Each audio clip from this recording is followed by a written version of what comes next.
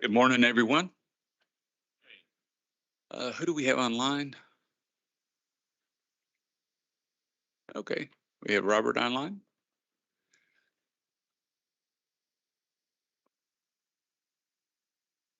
Okay. Want to thank everyone, especially for dinner last night. Dinner was awesome. It really was, and I'm sure that the PLT had a really good dinner. My wife was envious. She had been there before, and I think that's where she's going today at lunch. So thank you all. Appreciate it. And we had a great breakfast as well. So it's always nice to get to meet community partners and the community and people who help fund us. That's always nice to see. So I would like to call the Kentucky Community and Technical College System Board of Regents meeting to order. I would like to ask Mr. Gall, the parliamentarian, to please call the roll. Chair Martin. Here. Vice Chair Hamilton. Here. Secretary Witten. Here. Regent Cox. Here. Regent Girdler. Regent Hall. Here. Regent Higdon. Here. Regent McGraw. Regent Powers. Here. Regent Rabinowitz. Regent Schaus. Here. Regent Stevens. Here. Regent Sutherland. Here. We have quorum. Okay, thank you. And I am anxious for today because today's the last day I'll be hearing somebody say Chair Martin. I tell people I'm Barry. Chair-elect Hamilton, enjoy it. Passing the torch. Passing the.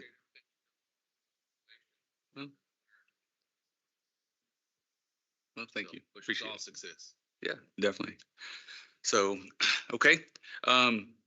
We knocked out a few things yesterday for today's agenda. So we'll start with item 3, Elizabethtown Community and Technical College presentation, and the illustrious Dr. Pate. You know, I'll have to say, Chair Martin, when you said you were really excited for today, I really thought you were going to say because we start with the ECTC presentation. Well, that too. That's a added.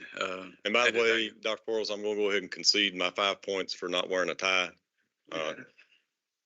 Hey, and on just a logistical note, real quick, we are having some issues with the HVAC, so I'll have to apologize to Regent Witten for the smirky comments I made to her yesterday about it not being hot in here, because it could be. If it starts getting hot, just put more pressure on the chair to keep the agenda moving along. Mr. President, we know that you're just asking for more money to fix the building. Well, I know that we've been saving saving for 3 years to try to get this compressor fixed. 3 more years, we're going to get it. I heard him on the phone with him last night. It's like, keep it off until they leave. Well, folks, listen, really do appreciate this time. And really, you know, Chair Martin and I were talking about it a little bit this morning. And, you know, so much of what we do, we don't focus on culture, but the culture that we are developing at our colleges and throughout our system is making a difference. It's making a difference into the support of the people who do the work that matters for the lives of our students. So really appreciate this time together. Yeah, if you don't mind, we'll just kind of move through here. Really, I wanted to use this time to kind of give you some insight into ECTC as much as just kind of promoting, you know, our programs and you know, landscapes and those kinds of things. We've been on a journey. I mean, all these colleges are on journeys of where they are and where they're wanting to be. And a lot of important things happen over the years. And one of the things we're really bad about in higher education is just looking at last year and comparing to that. You know, maybe last year was a great year and we're not quite there. Well, the data may show that we're down. We're not down, we're on a continuum.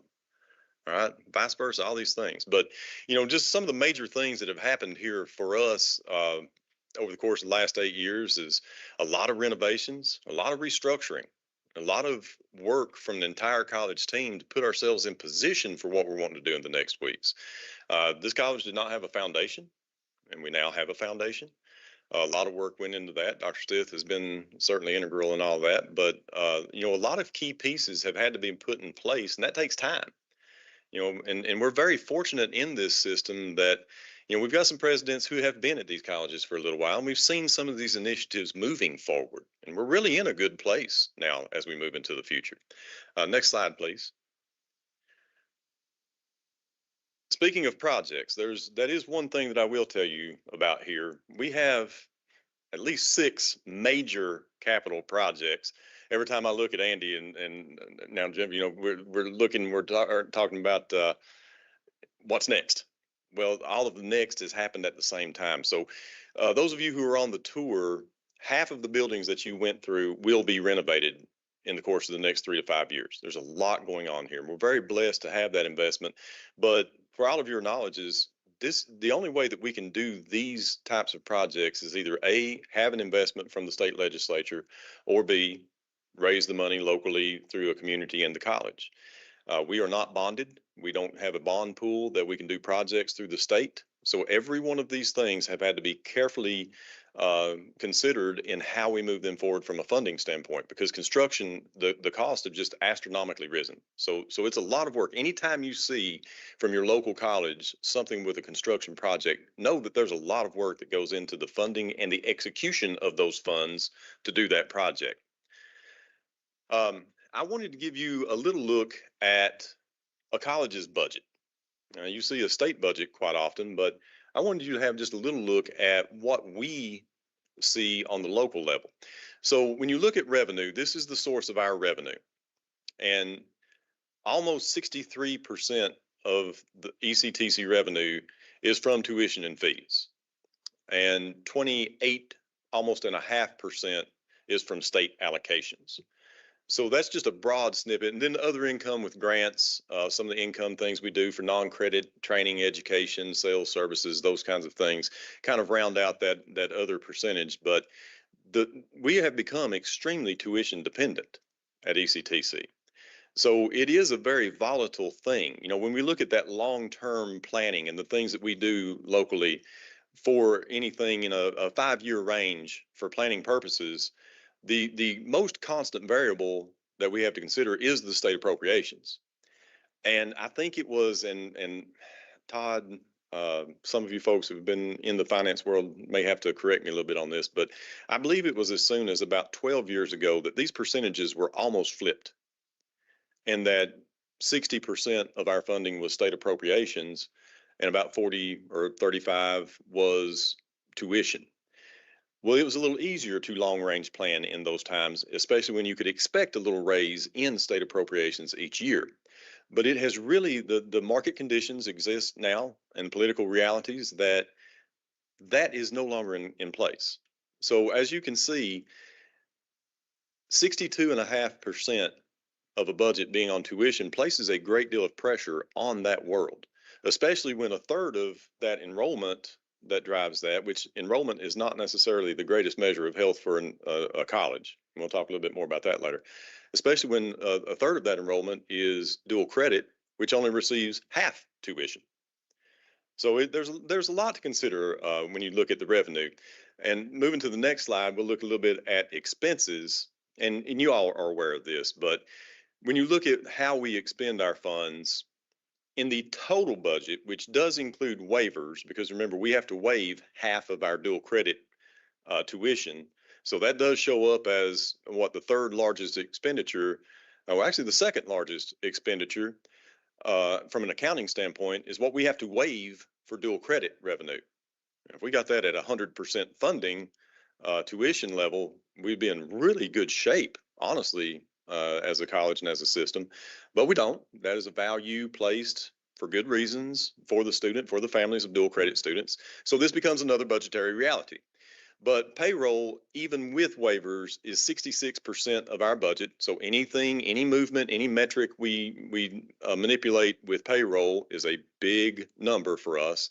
Without the waivers, we're somewhere in the 72 to 75% of our expenditures, real expenditures, are in the payroll. Next slide, please. So just as an example, this was one of the budget scenarios that we looked at when we were preparing for this meeting. Because as you know, we have to prepare for multiple budget scenarios depending on where tuition and where pay raises end up at the June meeting. In one of these scenarios, we basically generated $1.2 million in excess, not excess, but in additional revenue moving into next year. And with a 3% pay raise, 900,000 of that 1.2 million goes directly into pay raises, because that also folds in any adjustments that are made, faculty promotions, all of those things. So out of $1.2 million in additional revenue, 900,000 is off the top for payroll. So that only leaves 300,000 to invest in new programs or rising cost of insurance or electricity or expendable materials, which all of our technical programs use. And that's a very small margin to try to expand. And just to give you a little context on positions, ECTC has, and I know all the colleges, I'm only speaking for us, but we have really worked hard to eliminate positions we don't need and create positions that we do need. And over the course of the years, I feel like we've done a pretty good job of that. We still have so many positional needs. Just when we ask for budget requests moving into next year, what is it that you would like to see? We had 17 new positions that were rated as highly needed in the college. 17 new positions. I don't know, we may be able to now, depending on the, what the budget scenario looks like with that percentage of increase on the tuition, but we'll be lucky to hire 2. And I say that to say this: we talk a lot about being overworked and underpaid, and it is true. All right, our people are drastically doing enormous work above and beyond what the normal job description may reasonably expect.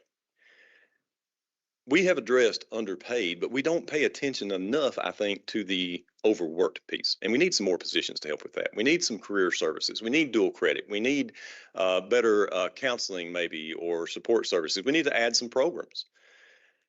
But we can only do that with a revenue stream to add those positions. So that's just, like I say, just a little snippet, just to give you some understanding of how this all trickles down to the execution of a college budget. Next slide, please.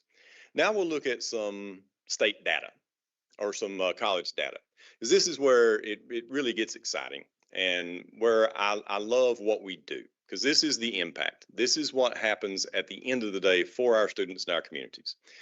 This is looking at course-based success, because I think one of the most important metrics we can look at is, are students passing their courses? Because if they're passing their courses, then they will be retained. They are making progress toward degrees.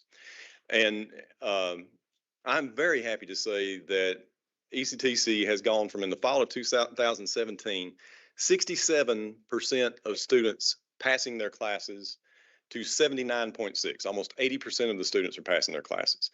And a really important metric is, at the very top, is we have reduced the withdrawal rate in classes from 10%, 1 out of 10 students was withdrawn from a class, down to 5.5%.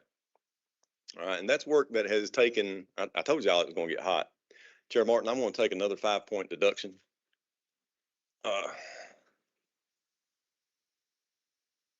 I thought you said you never let them see you sweat.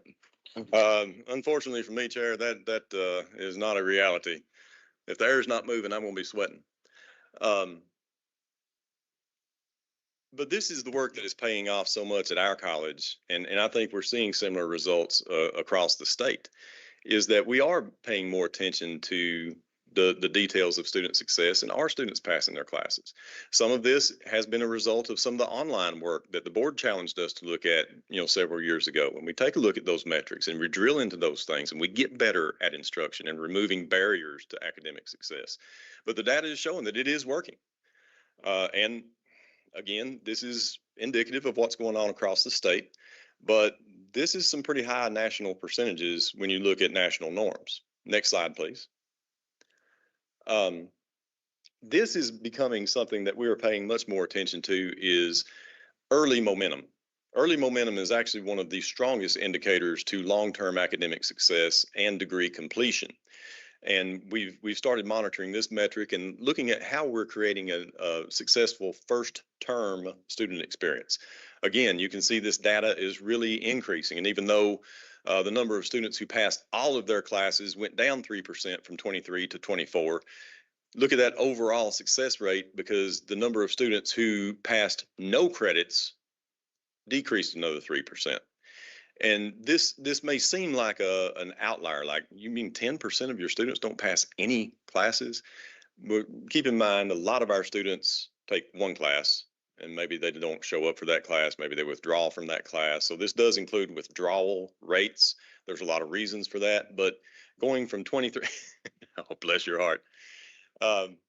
It takes a village. It takes a village. Going from 23% of students in that category to 10%. Think about just the difference that makes on a community when you're moving that number of people continuously through their degree. And the data does show that students who pass 20 credit hours, if we can just get them to 20 credit hours, they're 80% likely to complete their degree. So if we get all of our students through 20 credit hours, we would have an 80% graduation rate. The national norm is 35. All right. So these are important things to pay attention to. Next slide, please. Let's see where we're at here. File to file retention. This is a pretty old metric. We paid attention to retention rates for a long time. A lot of times we just look at fall to spring, and those numbers usually look pretty good. But when you look at fall to fall, that's a much better metric and indicator of long-term student success, because they're coming back for year 2 or year 3, depending on where they are in their journey. So fall to fall retention being up around 65%, that's pretty good. And again, I think that's indicative. I think all of our statewide trends are going to be the same thing. All right, but I'm only sharing ECTC data with you. But again, that's a very strong indicator of success in the most important area that we do, which is the mission of providing education and training. All right. Next slide, please. So now the one that I love is the graduation rate. Because if you want to talk about where's your impact on the community, it's how many students are you completing and putting into work into their programs? Because our degrees and certificates are very relevant to this region. We don't have museum curation or things that don't lead to jobs here. We've got relevant programs: healthcare, manufacturing, business, IT, et cetera. If we're graduating them in those fields, then they're going to work here in those fields. So graduation rate is another important metric. And again, I tell you, the national average is hovering right around 35%. Last year, we were at 59.5. This year, our data specialist, Brittany Inge, creates a lot of this. And Brittany said, I really want to put 60 on there because I feel really sure we're going to hit it, but we've not hit it yet, so I can't. Can I put 59 plus? I said, yeah, you can put 59 plus. So we expect by the time the summer ends, because we keep counting graduates all summer, that we will hit a 60% graduation rate. And this is on the IPEDS graduation metric, which is the one that is used to compare 2-year and 4-year colleges kind of across the nation. The real metric that we like to use in the community college actually shows completion of all of our certificates, not just first-time students, because that paints a more accurate picture for us. And generally, those numbers are a lot higher. But even on the IPEDS data, which is first-time, full-time students completing their degree within 3 years, you complete in 3.5, you don't go in this. We're almost 60%. That's a pretty dang good indicator that things are going well at ECTC. Next slide, please. In fact, every target on the strategic plan was exceeded, and I think that's pretty much the same for all of our colleges. So every metric that was set for us, either internally or through CPE, we are meeting or exceeding. So I think that's a good indicator of a strong college and a strong system. Next slide, please. And I want to pause here for just a second. Because I think it's easy for us to lose sight of the things that we are doing well as presidents, as vice presidents, as board members, as system office personnel, everyone, legislators. It's always easy to lose sight of the things you're doing well in your home, in your community, because you really just want to focus on how do we get better. And you get better by doing the things you're not doing well a little better. But folks, I really wanted to take just a minute and share some of this data with you because it's data that indicates the heart of our mission: education and training, degrees, transfer, all of these statistics. That's the most important thing we do. The most important thing we do. And when you look at our data compared nationally in the most important thing we're doing it very well. Very well. I mean, just look at that graduation rate. National average 35%. Our college graduation rate 59.5 last year. That's, a full quartile above, national average.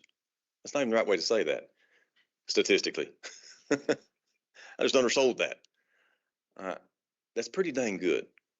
And many of you heard this morning me talk about the funding piece because, and Dr. Neal may know a better way to say this, but we are in the bottom quartile for funding percentage based on similar institutional class without tax bases across the nation. We're in the bottom quartile of per pupil funding, per student funding in the nation. Bottom quartile of funding, top quartile of student success. It's pretty dang efficient in the most important thing we do. So, board, I really want you to take pride in this system and this work that we do in these colleges. All these colleges can put up data similar to this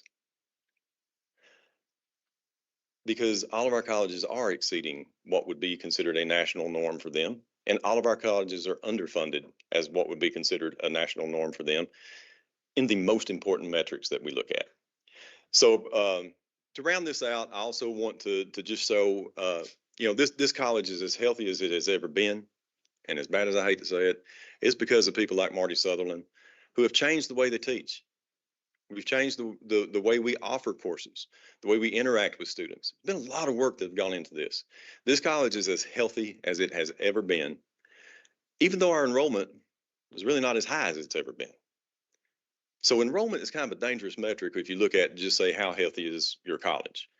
Financial health is determined by a lot more than just that. This slide really represents, the yellow would be what you would consider basically a full-time equivalent credential seeking student. So you can see that back in 2012, college was really flush with students. Well, you come down to 2024, we've got what, 2,600 students less than our peak. So we're worse than then, right? Well, no, that's because the other variable that has to always be considered here is we don't control all the metrics of our enrollment. In fact, the most statistically significant indicator of college enrollment is economic condition. And there is a directly inverse proportional relationship between economic condition and community college enrollment. What happened in 2010, 11, 12? Well, there was a pretty big economic crash. And a lot of people lost their job. Well, that means people are going back to college. We got that enrollment. What's happening now in Elizabethtown? We've got what, like a 3% unemployment rate? The fact that we've got 4,000 students is amazing. Utterly amazing. So you always have to put these things in context of the community, of the economic condition and what's going on. Is there population rise or population fall in a region? All of those things matter than just a last year comparison of is your enrollment up or down. So this is just all some things that I wanted to share with you because it's things that we deal with every day. And this is just a little snapshot. But, when I'm thinking about making a presentation of what is ECTC to our state governing board, I thought you may want just a little inner look in the data of ECTC more than the pretty trees I could put on a PowerPoint. We do have some pretty trees. But I do believe this is it. Is there another slide there? Coming up in the next few years, we've got a student success plan we will be rolling out to try to even take us to that next level. These are the focus areas we're going to be looking at is providing every student with a clear path, a clear plan. We're going to build that early momentum. You heard why that was important. And we're going to try to make stronger connections before they even get here, while they're here, and then after they leave. Anybody have any questions? And I did not bring my phone nor a watch, Mr. Chairman, so you will have to tell me where I'm at in time here. I have a question. Yes, sir. The first comment, second question. The gentleman driving your golf cart today is a good salesman for you. I'd like to take it back to Louisville. He's paid well. Huh? He pays him well. No, he does. He does, because he mentioned to me that the air conditioning might not be working in this. No, I'm just kidding. No, he's very good representative of your campus, and that's always important. So congratulations. That's culture. Yes, sir. I'm intrigued because I've spent a whole career in healthcare where we measure by volume. And we're coming to the place where not all volume is good. And we've had to look at it, and you're parallel to that. So I've had to shift my gears a little bit to say, well, how are we going to measure true success? You know, what if we're not going to say volume, if you're not going to say enrollment? So I'm just curious from a college president's perspective, if you were doing a balanced scorecard now, what measures mean success to you and your school here? Well, I think certainly some of those student success metrics, you know, what we've really begun looking at much more. Now, enrollment is still important. All right. And the overall enrollment number is going to be an important metric to look at. I think that is probably Dr. Quarles' number one tool in Frankfurt. It's all of our number one tools locally because it is the easiest to understand by a public. All right. So the enrollment metric is always going to be important. Whether or not that's what we want to measure as a college board, as a state board, as college presidents, Dr. Port, you know, that's where we have to drill down a little deeper. So full-time equivalency is usually the next step that I would advise for folks, because now you take out some of the partial credit hours that can inflate an enrollment number. You look at truly students who are leading towards some kind of a credential when you look at the full-time equivalency. All right, and I think it's based on 12 credit hours.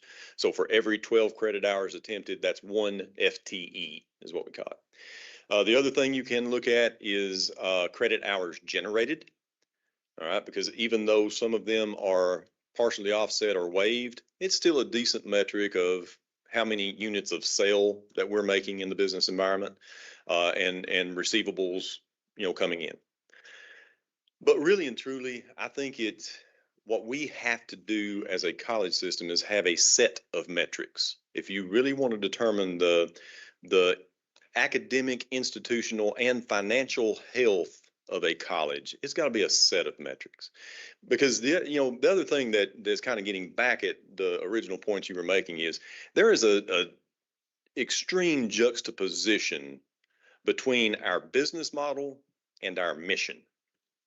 All right, because if you truly wanted this college to make more money and be more efficient and streamlined in that world, then the first thing we do is cut welding, machine tool, and all healthcare programs.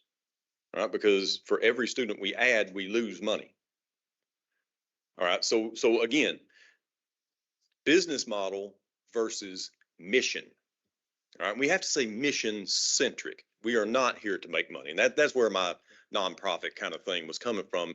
Even though you are correct, we do want to make money, but you know, we don't base our decisions on that profit building world. We base our decisions on the mission world, and then try to do our best to support that with the business model. All right, and that's folks. I'm gonna be honest. That's a sucky seat to be in as a CEO.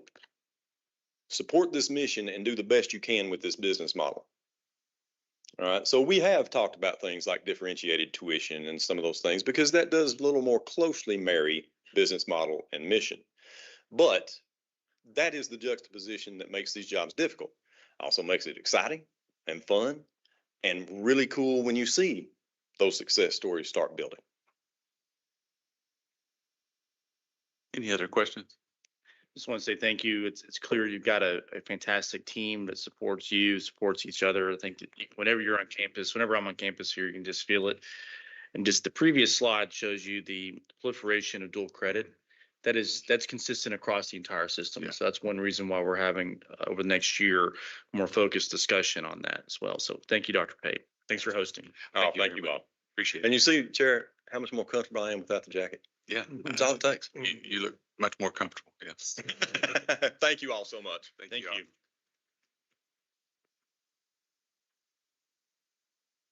Next item is we'll ask Dr. Megan Stith, Chief Advancement Officer, to present the next agenda item of philanthropy and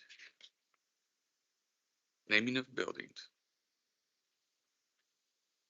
Well, I usually love to follow Dr. Pate so I can fact check him, but Oh. actually, the PowerPoint holds up. He did a great job. So I did. The hardest part of our meeting today was making sure he had one. So we love to give each other a hard time here in E-Town, as you can tell. Welcome to ECTC. We have built a lot to be proud of here at E-Town, and it really is a privilege to get to help take the lessons and experience that I've had the privilege of gaining and apply that to our work now in advancing the future of philanthropy and advancement across KCTCS. Next slide, please. So Giving Day seems like a long time ago already, given the quick pace with which we work at System Office, but wanted to give you a quick recap of lessons learned through that campaign. Next slide. Here are our high-level results for this appeal. We raised, as mentioned yesterday, over $350,000 through this campaign, with a record number of donors engaged and an increase in the number of gifts made. What is most important to us about Giving Day, and where you might see some different shift in our goals, is the focus of Giving Day is not just to try to raise as much money as possible. Now, we'll always take it. That's great. But I think this is an important conversation in building on the presentation you just heard about what metrics really matter when it comes to strategy and the health of our development program overall. So sometimes you can see fundraisers pressured into feeling like they've got to constantly raise the bar, do whatever it takes to chase more money. And we said, let's pause. Before Giving Day becomes part of our culture, we really need to look at why we're doing this. And it needs to be much more about how we find and connect with new donors, how we maybe engage donors who have lapsed in the past, and also how we look at strategically moving some of our timing of those asks earlier into the year so we can focus our most important resource, which is our time, into donor engagement later in the year. So with that strategy came a different set of goals, which is why we are still so proud of this result. Although it raised less than last year, it achieved that goal of giving us that broader donor base with which to engage throughout the rest of the year. As you'll also see here, employees and retirees, as well as students and alumni, really stepped up to make this campaign successful. It was really amazing to see. Sometimes there's that perception that students don't give or they can't give, but we did see student-driven fundraising. They really latched on to several of the projects that were available through this campaign, and also can't say enough about the generosity and support of our employees and retirees. They give to our students in so many different ways each and every day, and to see them make additional financial contributions was just really meaningful to see as a peer. I also want to thank the KCTCS Foundation, who offered challenge gifts. This was the first time we'd had some friendly competition among the colleges. I know it kept a few of us up pretty late that night, seeing who was going to come out on top. But again, trying to incentivize different types of goals, not just that dollar amount. Although there was an award, congrats to West Kentucky for the highest amount raised that day. We encouraged highest number of gifts. I got to say, good job to my E-Town folks. And we also looked at student alumni participation. Again, that's critical to our future growth. So congrats to Hazard. And West Kentucky, again, on highest number of gifts to student emergency funds. We felt that it was really important to make sure that that was a giving priority.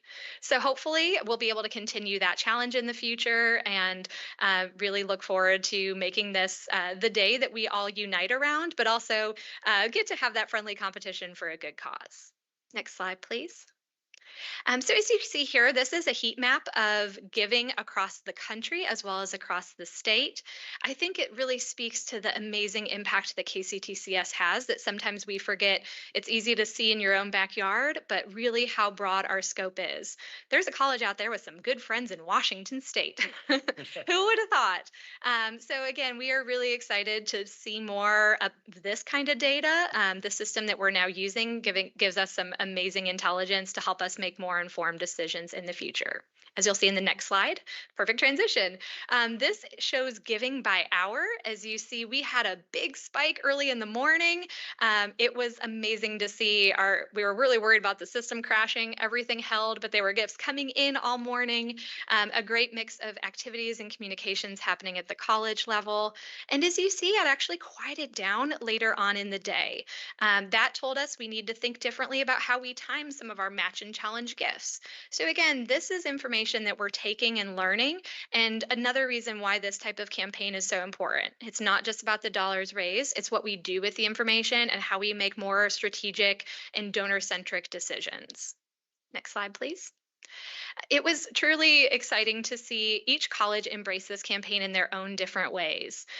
Loved seeing Southeast. They had a live stream with interviews with faculty, staff, and donors throughout the day. We had over at West Kentucky, they had a coffee giveaway for students. There were different social media challenges and content shared. So really, I hope your news feed was blowing up with this information throughout the day. And again, just want to plant some seeds for ideas because we're going to come back and do it even bigger and better again in 2026. Next slide. So finally, there's still some analysis we're doing on this information. Just wanted to tell you the types of information that we're looking at. Again, it's not just enough to us to get all these new donors involved. It's looking at how do we convert and build those relationships with new partners throughout the year. Also, how do we equip our colleges with information that will help them be more strategic and use the resources they have to better engage with donors? We also have lots of opportunity for growth. Our ambassador crowdfunding pages will be used on a bigger scale. Jefferson really embraced this year and did a great job with it.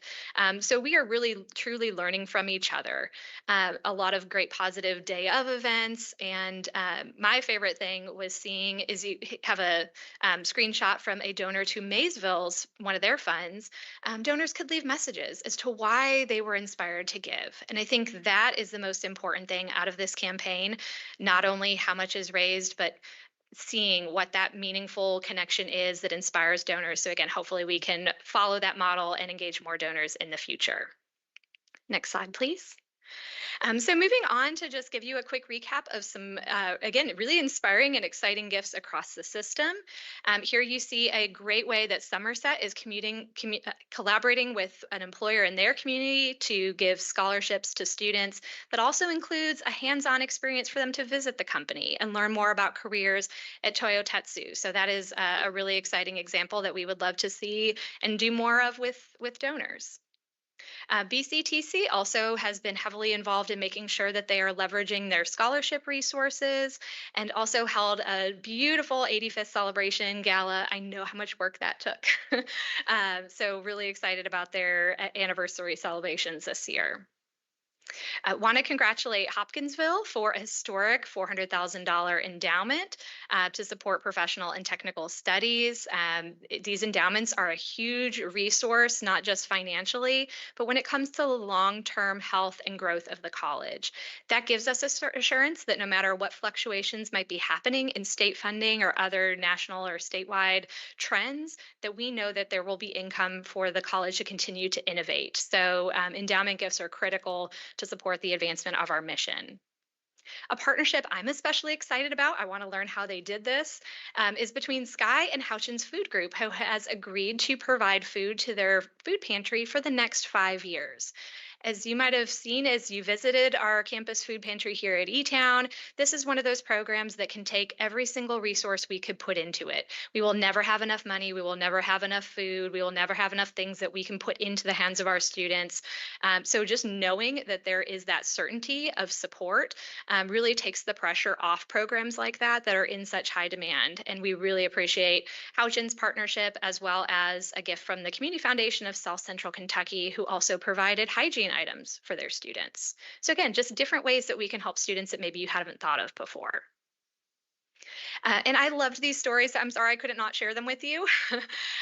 Over at Henderson, they had some great examples of students helping other students. And again, sometimes we think we have to wait to engage with students and talk about philanthropy until they're alumni. Like something magically happens when they graduate, that then we can talk to them about giving back to others, when really that conversation can start much sooner. Here you saw a student who realized how much time he was spending on his feet as an allied health student and worked to donate shoes to other nursing students who maybe couldn't afford. Like, have you all seen how expensive tennis shoes are? I'm sorry, I'm not going to go off onto a sidebar, but those can be like $100 plus. So he worked really hard to gather shoes for his classmates and help take one less thing off of their minds. They also had a nursing alumna who donated food back to their food pantry as she prepares to start her career in healthcare. And, you know, her words say so much better than I can.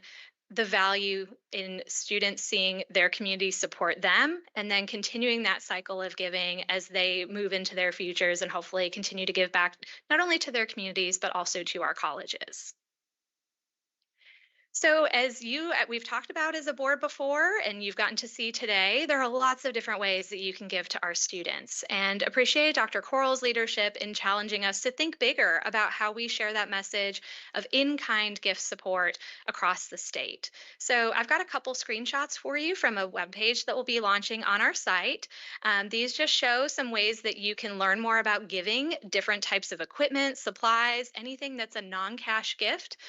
We've had everything from vehicles to sonography equipment. I've got 36 hospital beds, I think, upstairs at ECTC right now. So we really are appreciative to those who not only give monetary contributions, but help reduce our operating costs by giving gifts in kind in this way. So we want to demystify that process, make it easier for folks to share their ideas or their resources so that we can connect them with the needs at the college. So this is available, and certainly if you know of folks in the community that are getting ready to maybe replace equipment at a business and maybe it's not completely worn out, it could still be used. We hope that they will reach out to us at KCTCS and see where we could put that equipment to work in the classroom or for the betterment of one of our colleges. Next slide. Okay, so just wrapping up, I did want to share some data with you as we get ready to close out the fiscal year. Here you will see a comparison of gifts to all the colleges as well as foundations throughout this fiscal year. We are still obviously entering data for this year and seeing a decrease overall. However, I want to make sure that you're aware giving data doesn't typically follow a straight line trajectory. You'll often see waves where some years you're up because you're doing a big capital campaign, as is the case like last year. There were several $1,000,000 of that funding driven by a campaign here at E-Town that, as much as I would love to keep that going every year, may not be sustainable from a donor perspective. So the metrics that we are really looking at are more robust than just how much money is coming in. This is a comparison of just also gifts received, does not include pledges. We will start including pledges in the hard copy report. You also have of this in your files, just so you can get a sense of what that longer term giving looks like from donors. But you're going to see a lot more metrics from us. Again, I just think it's important not only to look at one or two indicators, but ways to see the health of an overall program. Because what is most important is that retention of donors, not just every year trying to go find new ones through Giving Day, but really what we're looking at in terms of recapturing and re-engaging with donors year after year. We want to be that preferred partner of choice. So we need to have very clear metrics and strategic efforts to make sure that we are not just bringing donors in one time, but that they are growing and becoming longer term partners with us. So as you see, our retention rate is right around 43%. That's within the national average. Expect that to increase as we wrap up the fiscal year. Typically, that's around 40 to 45% nationally. But why we're so concerned about retention is first-time donors typically only are retained at the rate of about 20% a year. So if we can really focus, similar to you heard this morning about early momentum in the student experience, it's very similar in that donor world. We want to be making sure that those donors we're engaging with through Giving Day stay with us for that second year, because once a donor becomes a consistent donor to an organization, they typically are retained at a rate of 70%. So there's some things with infrastructure and resources and planning, using the technology tools that we have, again, to make sure that we're looking at that full donor life cycle and being strategic with our interventions and relationship building along the way. Here you'll see just again a breakdown of some different types of metrics that you might be interested in. Again, the value of those gifts in kind, that's where the cost savings to the college shows up when we have equipment or supplies donated, as well as some unique and noteworthy gifts. We want to make sure you're getting to hear about these on a regular basis, as well as upcoming events, because we would love for you to attend our college fundraisers. Certainly, we have our Clay Classic to look forward to in September. But if you had a great time here at E-Town, we hope you'll come back. We have an Ungala, which is to benefit our Unstoppable Fund, which supports student success. And more importantly, it's a fun fundraising event, and you can wear jeans and a t-shirt. You don't gotta go out and buy a gown and get your hair done. Very laid back, very fun. We have a great time. So please, would love to have you come back to E-Town or any of these other events going on later in the fall. So as we look to the future, I just want to say we have had a great experience here in E-Town building so much from scratch. But as you will see, it didn't happen by accident and it didn't happen overnight. So I'm grateful to you all for Dr. Quarles. We need some patience in terms of these things don't happen. Now watch, we'll get like a $20 million gift tomorrow and I'll have to eat my words. But typically, building a healthy philanthropy program takes time because we don't want to chase money. I think that is the most important thing to me culturally in this role, is to build a culture of doing the right things for the right reasons and being data driven and donor centric. So as we move forward with that philosophy this year, we're going to be looking again at how we engage with donors across the full spectrum of their giving options, which focuses on building up our planned giving program, doing more training and communication around those options, as well as endowments, and looking at how we, again, leverage the tools that we have to be more intentional about planning stewardship, which is that ongoing relationship building with goal setting and just more intentional visioning across the colleges and how they engage philanthropy as one of the most powerful tools in their toolbox. I hate to say in these unprecedented times, but I feel like our role is more important than ever. Donors have more options than ever in their giving. There is a great wealth transfer that is about to happen that we need to be ready for. But at the same time, I can't think of a mission that is as meaningful as the work that we get to do. I want you to stop and think about the things you give money to each and every day. Might be your church, might be a nonprofit where you're also on the board. But think about the potential that we have to unlock the potential in our students, which unlocks potential in communities. So I just wanted to close by encouraging you to remember why you're in these meetings, encourage others to connect with their college in a way that they could be involved as a volunteer or potentially to give, because I cannot imagine an organization with a more meaningful mission than the work we get to do through KCTCS. So I thank you for your service in accomplishing that mission, and I would love to hear any questions that you might have. Just a few comments. As you can see, we're lucky to have the leadership of Dr. Stith and sorry, President Pate from mining from your organization. But you heard a lot of good news about the number of donations, the amount of money coming through. You're going to get more regular reporting of where we're at. But one thing that behind the curtains is this job and her team does a lot of work on compliance. There's a lot of legal work, a lot of maintenance of records, et cetera. So I just want to say a congrats to you and Jessica and your respective teams for helping out the foundation boards to make sure that legally everything is right where it needs to be at. Secondly, I'm excited about this donation of materials. You know, we always ask for cash, ask for checks, et cetera. But the donation of materials, I know it's working at a lot of our colleges. For example, Dr. Warren and Henderson, they don't have to pay for any metal for their welding program. It's all being donated by local businesses. And that's the sort of examples we want to use across Kentucky and engage folks. It doesn't have to be cash. Number 3, friendly reminder, the Clay Classics coming up on 9/11. There's a non-clay component of that if you want to join us. Then also just the reality that whenever a disaster occurs in a community, that affects the philanthropic outcomes as well. So we were very lucky to have people really step up, particularly with the floods in Eastern Kentucky, more recently with tornadoes.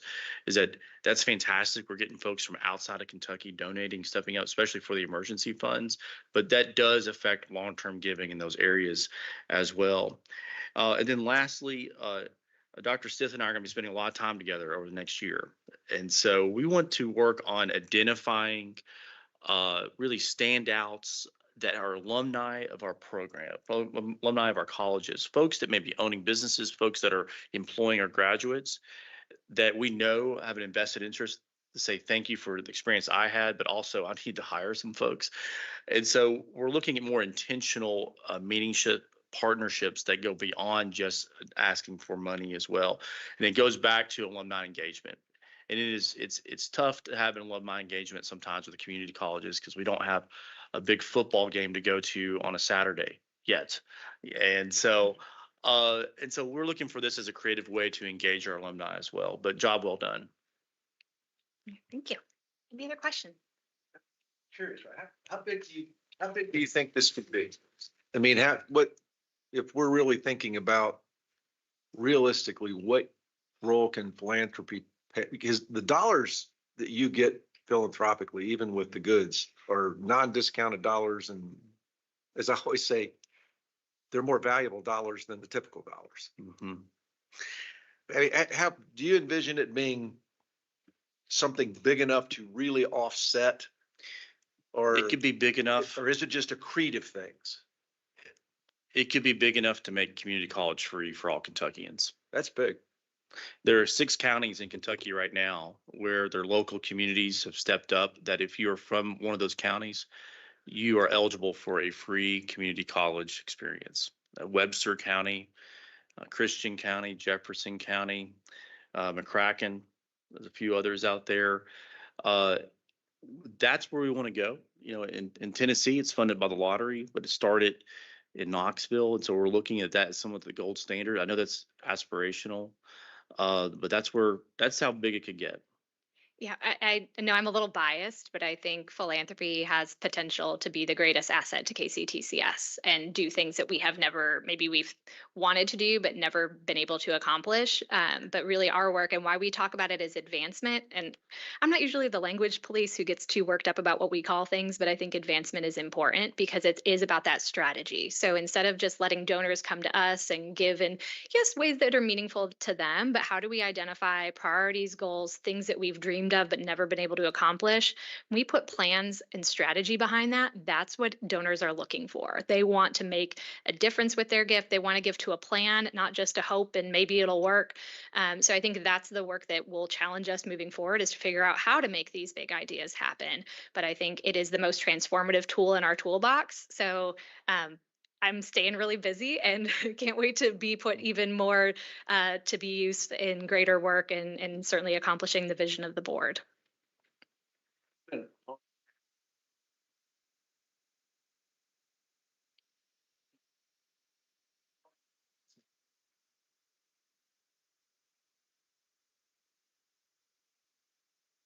That's what we're using our Giving Day to try to start messaging. It's a very gentle way. We're looking at some class gift ideas where we could ask students to give when they graduate. Again, I actually had a student here look me in the eye and tell me, I'm going to make a lot of money one day. I don't have a lot now. He's a nursing student. He was so involved in our Giving Day a couple years ago, and I always will remember that he told me, he said, you need to be asking us for money, because just because we can't give a lot now doesn't mean we won't be able to later. And I think that is an opportunity for us. Shriners Hospitals provides healthcare on philanthropy. So that's pretty good. Thank you, Dr. Stith. Thank And you. if you don't mind, I think you're up for Oh naming my the goodness, building. I almost forgot my action. Yeah, I you're was not done I was yet. getting ready to go raise some money. See who I can call Not up. just Y'all yet. get me fired up. Hold the phone. Yeah, so thank you. We do have a naming request action. Just as a friendly reminder, we did change the policy recently about how naming requests are considered. So there is a committee that reviews those requests, and you do have a proposal in your packet to name the Learning Resource Center at Madisonville Community College in honor of Dr. Judith Rhodes. So I would like to lean on Dr. Kelly to come up briefly and share the rationale behind this request, which has been recommended to Dr. Quarles and is why it is on the agenda today. It does meet the standards of our board policies and administrative policies. So just wanted to bring her up to share a little bit more about her passion for this request.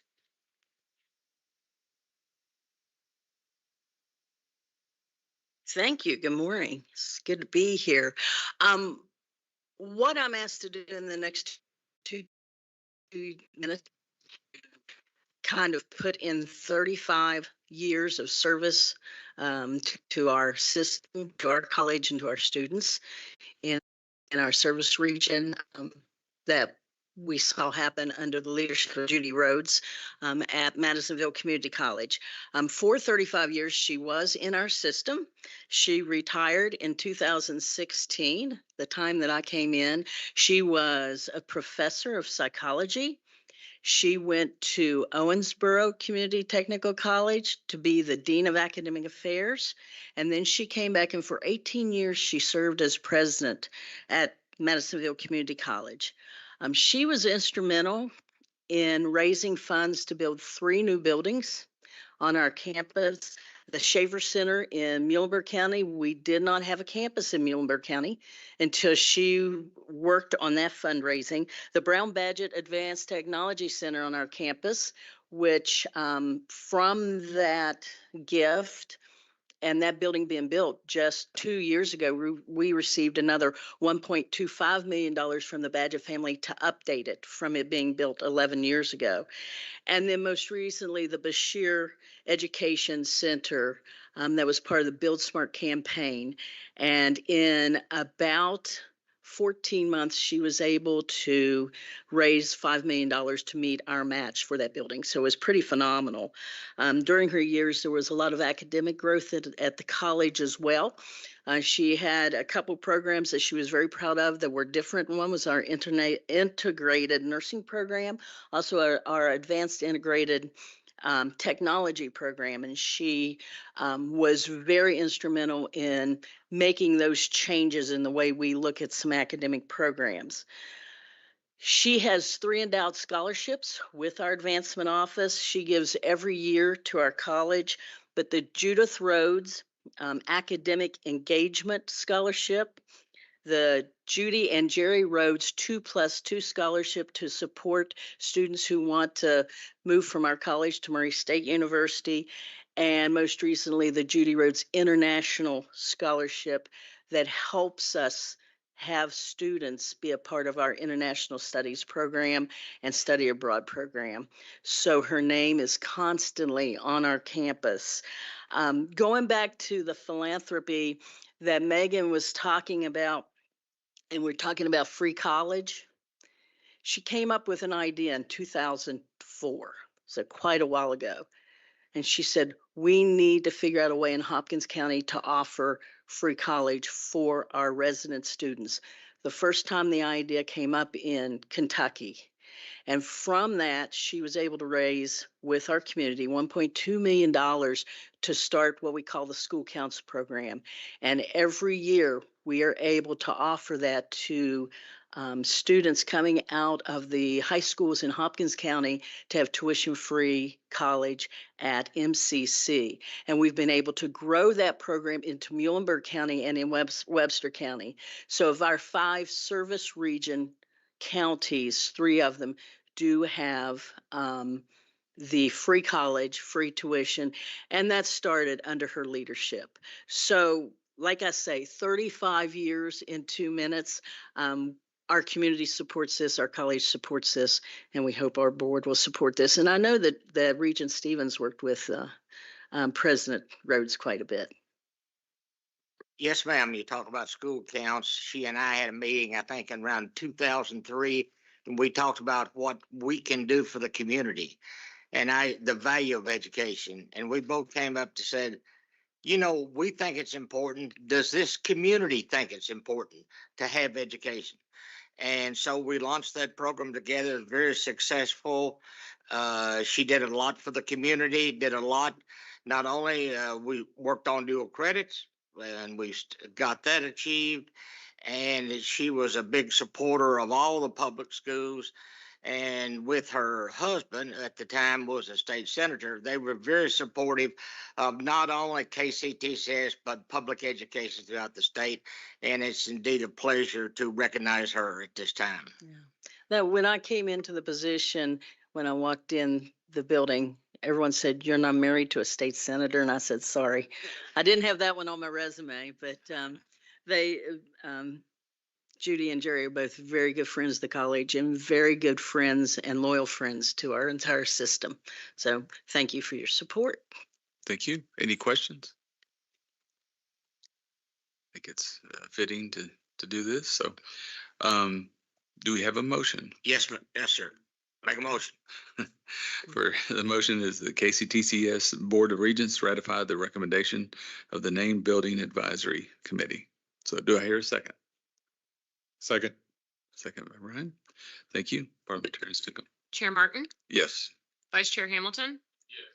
Secretary Witten, Yes. Regent Cox, Yes. Regent Girdler, Regent Hall, Yes. Regent Higdon, Yes.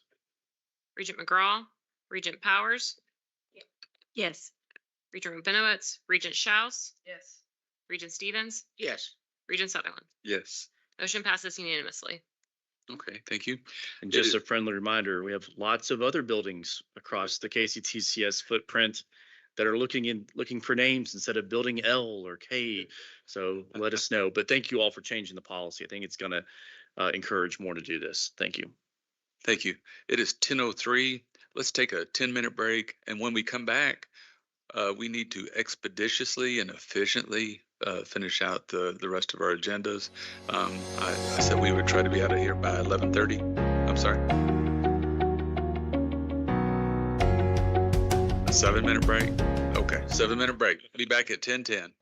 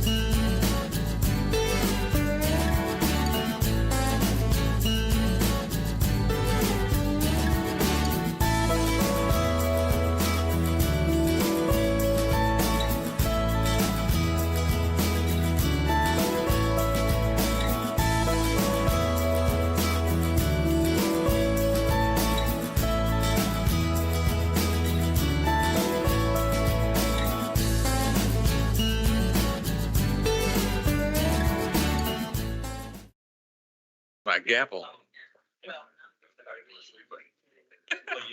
Marty.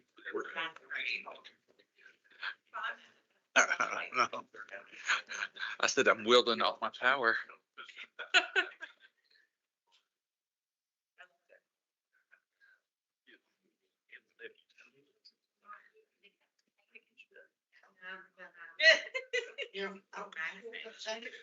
James Lee is 10-10. Oh, wait a minute, it's 10-11 now.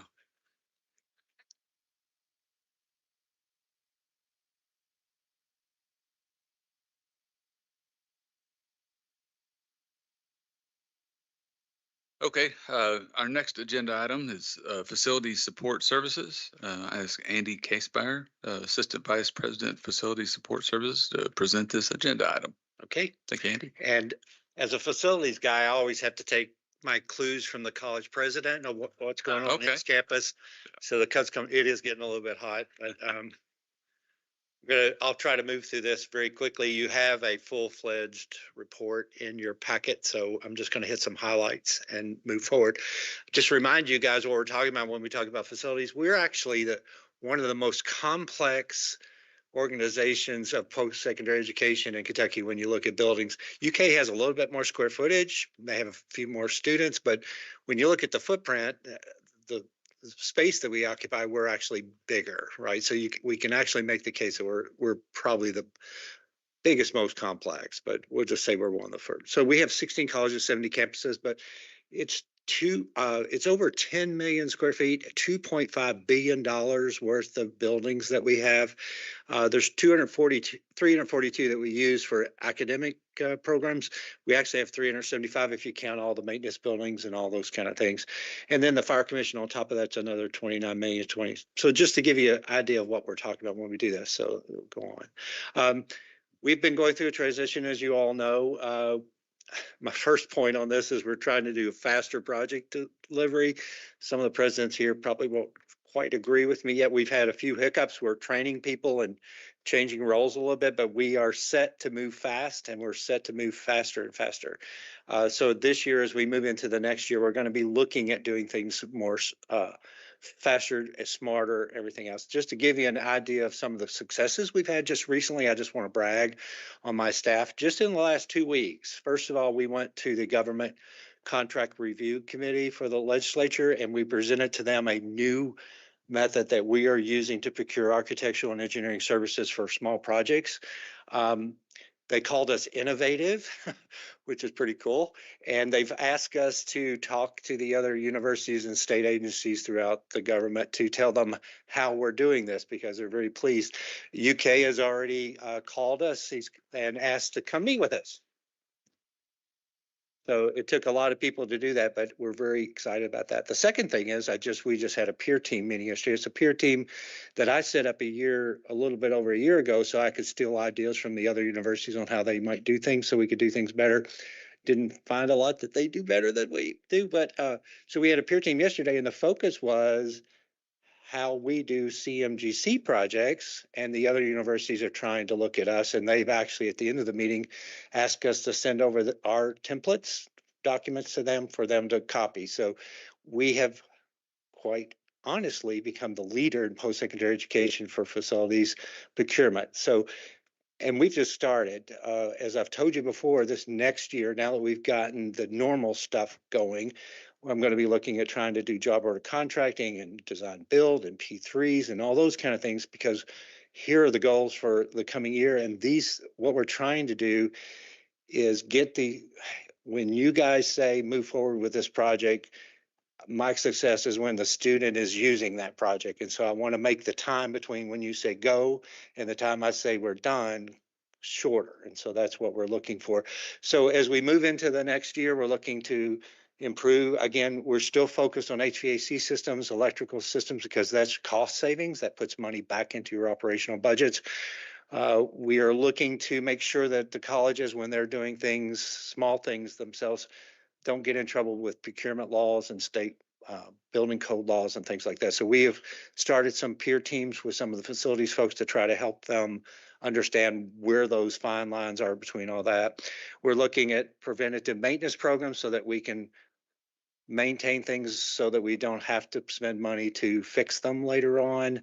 We're looking at how we work with our capital budgeting process and try to include the colleges more in that planning process, even though, you know, the actual planning process happens on the system level with you guys. I do, like I said, I do take clues from my college presidents and the folks at the colleges, and so we need to find ways to include them more. And I'm also looking for ways, and we have ways ready to implement, to include the facilities people at the colleges more intimately during the construction process so that they understand where we are. We're also looking at crisis management, and I've got an announcement to make in just a few minutes about that, and also the way we do other things. So let's just move forward a little bit, try to go faster. Here's the projects we still have from the asset preservation pool from 22-24. We finished 20 of those projects completely. We have 29 projects that are currently under construction. The majority of those are nearing completion. So in December, when I give you the next semi-annual report, I expect that column to switch over. And then we have 11 that are still in design. And as you remember, these are projects that we started under the finance cabinet. And so just getting projects started is a little bit troublesome. So we've just gotten the last of our projects in that. So there's 40 or 60 projects in asset preservation. If you recall, we had 103,076 money available to us in each of the 2 years of that biennium that we're still spending. Capital construction money doesn't go away when we have a pool. I still have 1.4 million of that left over because we've actually, as we've moved through, we've actually found ways to do projects a little bit less expensively than we thought.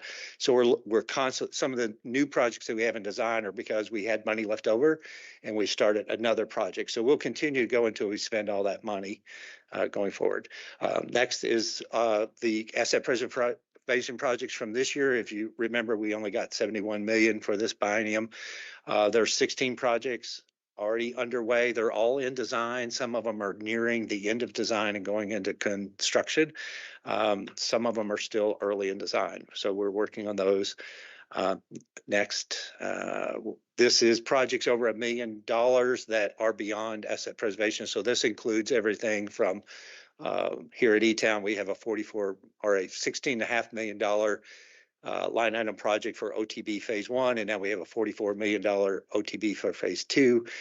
So that's included in here. Things at Jefferson with the Hartford Hall Science Building kind of a thing. So we have 18 projects going on there. 3 of them are already complete, 5 of them are in construction, and 10 of them are in design. Talking about real property transactions, these are the acquisitions for real estate. We have 3 new acquisitions that we finished, including the system office where we paid off our build to or lease to own thing. So we've taken that over. Jefferson has purchased a property downtown, and Ashland's purchased some property out at East Park.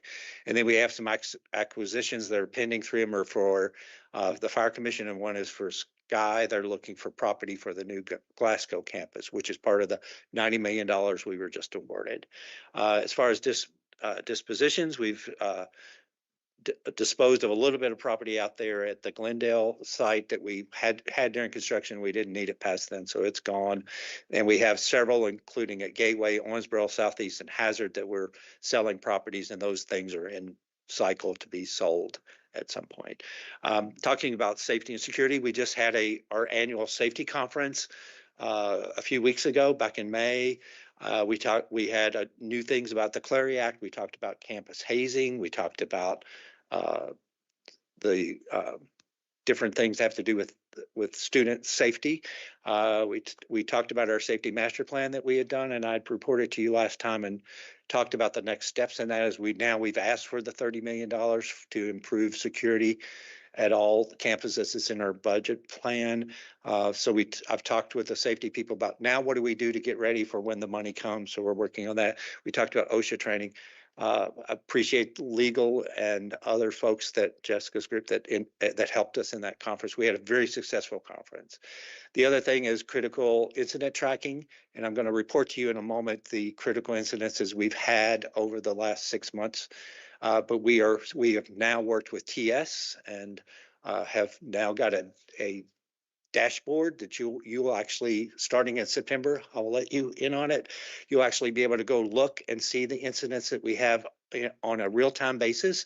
You can drill down to the type of incident and see where those are happening, or you can drill down to the college and see what kind of incidents that they're having. So right now we have the security people at each college engaging with that dashboard so that they can, and we're talking to them about how they report things so that we get everybody reporting things the same way. So by the time the information is available to you, it's accurate. So you'll actually be able to go see, instead of waiting for me every 6 months to tell you what we've safety concerns we've had, you'll be able to see them on an ongoing basis. We'll also make this available to the college presidents and the business officers and my security staff, who will all work together so that those numbers keep ratcheting down instead of just kind of remaining at a same level. So it's a new tool that we have, and I thank TS for the help on that. Next, this is the incident reports to report to you so far in 2025. You notice that we had 131 incidences just related to weather. If you guys remember, January through May has been terrible. It's like every other day we're checking the weather, and we either have a flood or a tornado or high winds or something, or all of it at the same time. It was crazy. Every one of our colleges were affected. We got by with very little damage, but we all had things going on. And of course, there in London, we had significant things. Other than that, I've broken out the second half of this is taking the largest thing, which is accident and injury reports.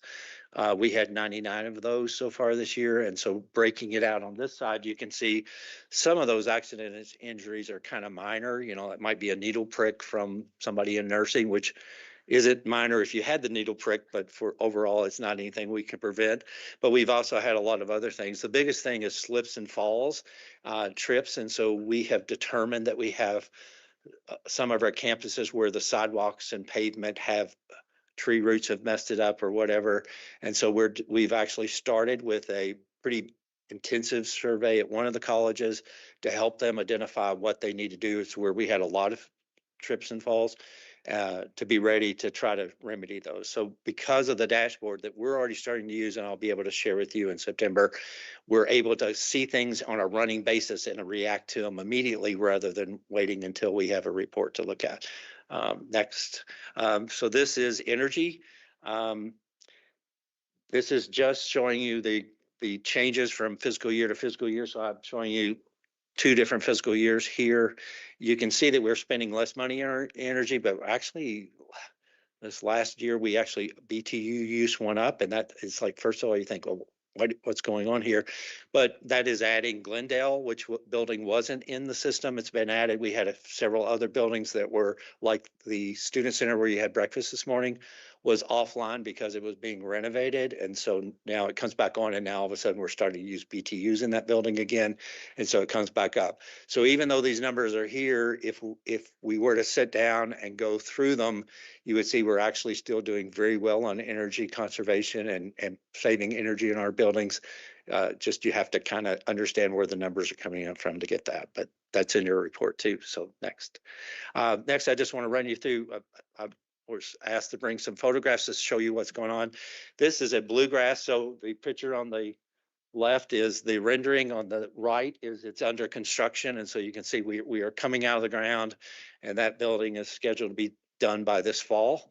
And so it was a $14.7 million renovation of the admin building, which is an old historic building, and an addition to that building. So next is at Newtown campus. This building just finished, and students are starting to use this building. This is where cosmetology, dental hygiene, and testing happen. So all the front loaded, people from the community come in all the time. This is at Newtown North. The building's finished now. Next is at Gateway, the Edgewood. This is phase 1 of a renovation there. It was a $3.5 million renovation. This is a rendering of what it will look like. The project is just now starting construction and is scheduled to be completed in August of next year. This is at Hazard, renovating the industrial education building. It's a $4.9 million building. I've got 2 pictures here of it under construction, so you can see that. Next is at Hopkinsville. The renovation of the academic building is well underway. We've stripped out all the old stuff, so you're seeing the bare skeleton here and workmen working, but we're renovating that. That is a landmark building for that campus. Everybody that's ever been on the campus or has attended school there has gone in this building for one reason or another. So it's an important building that we're renovating. At Jefferson, this is the science building. And in the background of the construction photograph, you can see the tower, the 12-story tower that has the 11 stories worth of elevator working and all that kind of stuff. That tower will eventually come down. So the new science building is underway. The rendering on the side is what it will look like. This is part of what they're doing with their main campus, but it is well underway, scheduled to be finished in August of this year. All right. Next is the parking garage. I almost didn't want to talk about this one, but here's the parking garage. There's the rendering of what it's going to look like, and it is under construction right now, and you can see it's well underway, and is again scheduled to be finished in August of 25. And then this is the Jefferson Quad and Green Space. It is not just a bunch of land. There's drainage here. There's all kinds of infrastructure. It is tying the new science building, the new parking garage, and the existing campus together. It also has fences around it to help with the homeless population transitioning through the campus down there. So even though it's $8 million, sounds like a lot of money for some grass, but it's a lot more than grass. And so whenever this project is open and ready to use, I hope everybody gets to go look at it, and I can point out to you where we spent all the money, and it will be well worth it when we're done. And that's all I've got. Will it be done by this fall? Back up. I don't know. No, it's just now going into this. I'm just kidding. We have to wait until the science building and the parking garage is finished before we can actually start construction on this. So it's all part It of would have that. been nice if you had it ready for us for our board meeting. Next. Yeah, I know. Okay. There's a lot of dirt over there, so we can walk out and I can show you where things will be. Okay. And I'm open to questions if you have them. Oh, okay. Any questions? Just a comment, just a reminder to the board that our bonding regulation is still in progress for being promulgated, but it should be done pretty soon. Another tool in the toolbox that we may or may never use. And just one little side note about coming up. So July the 9th is when we present the 6-year plan to the legislature. As you saw in your packet yesterday, and approve the budget for next year. There's $600.9 million worth of construction in the first biennium of that. Will we get it all? Yes. So so that's what we're trying for.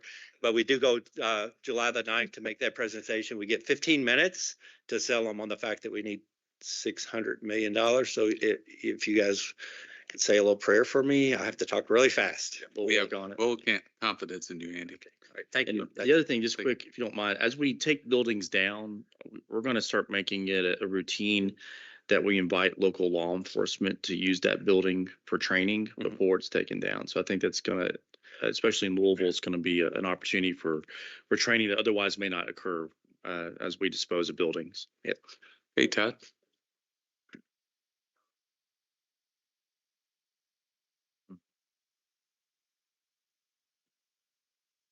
We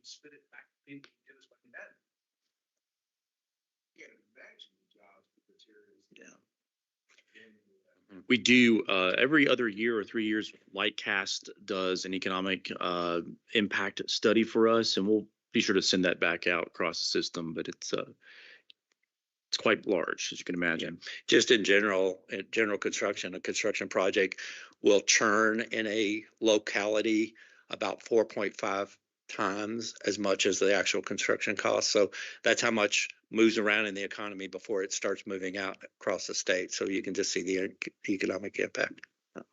Thank you, Andy. Okay, our CFO, Todd. Before we move on, I just want to say thanks to Andy. We, as part of this project, we have brought on a person to deal specifically with the capital project procurement. As I've said, it creates no confusion in the system. She's here today. Her name is Jennifer Linton, and she's sitting next to Jennifer Linden over there, so you can really be confused today.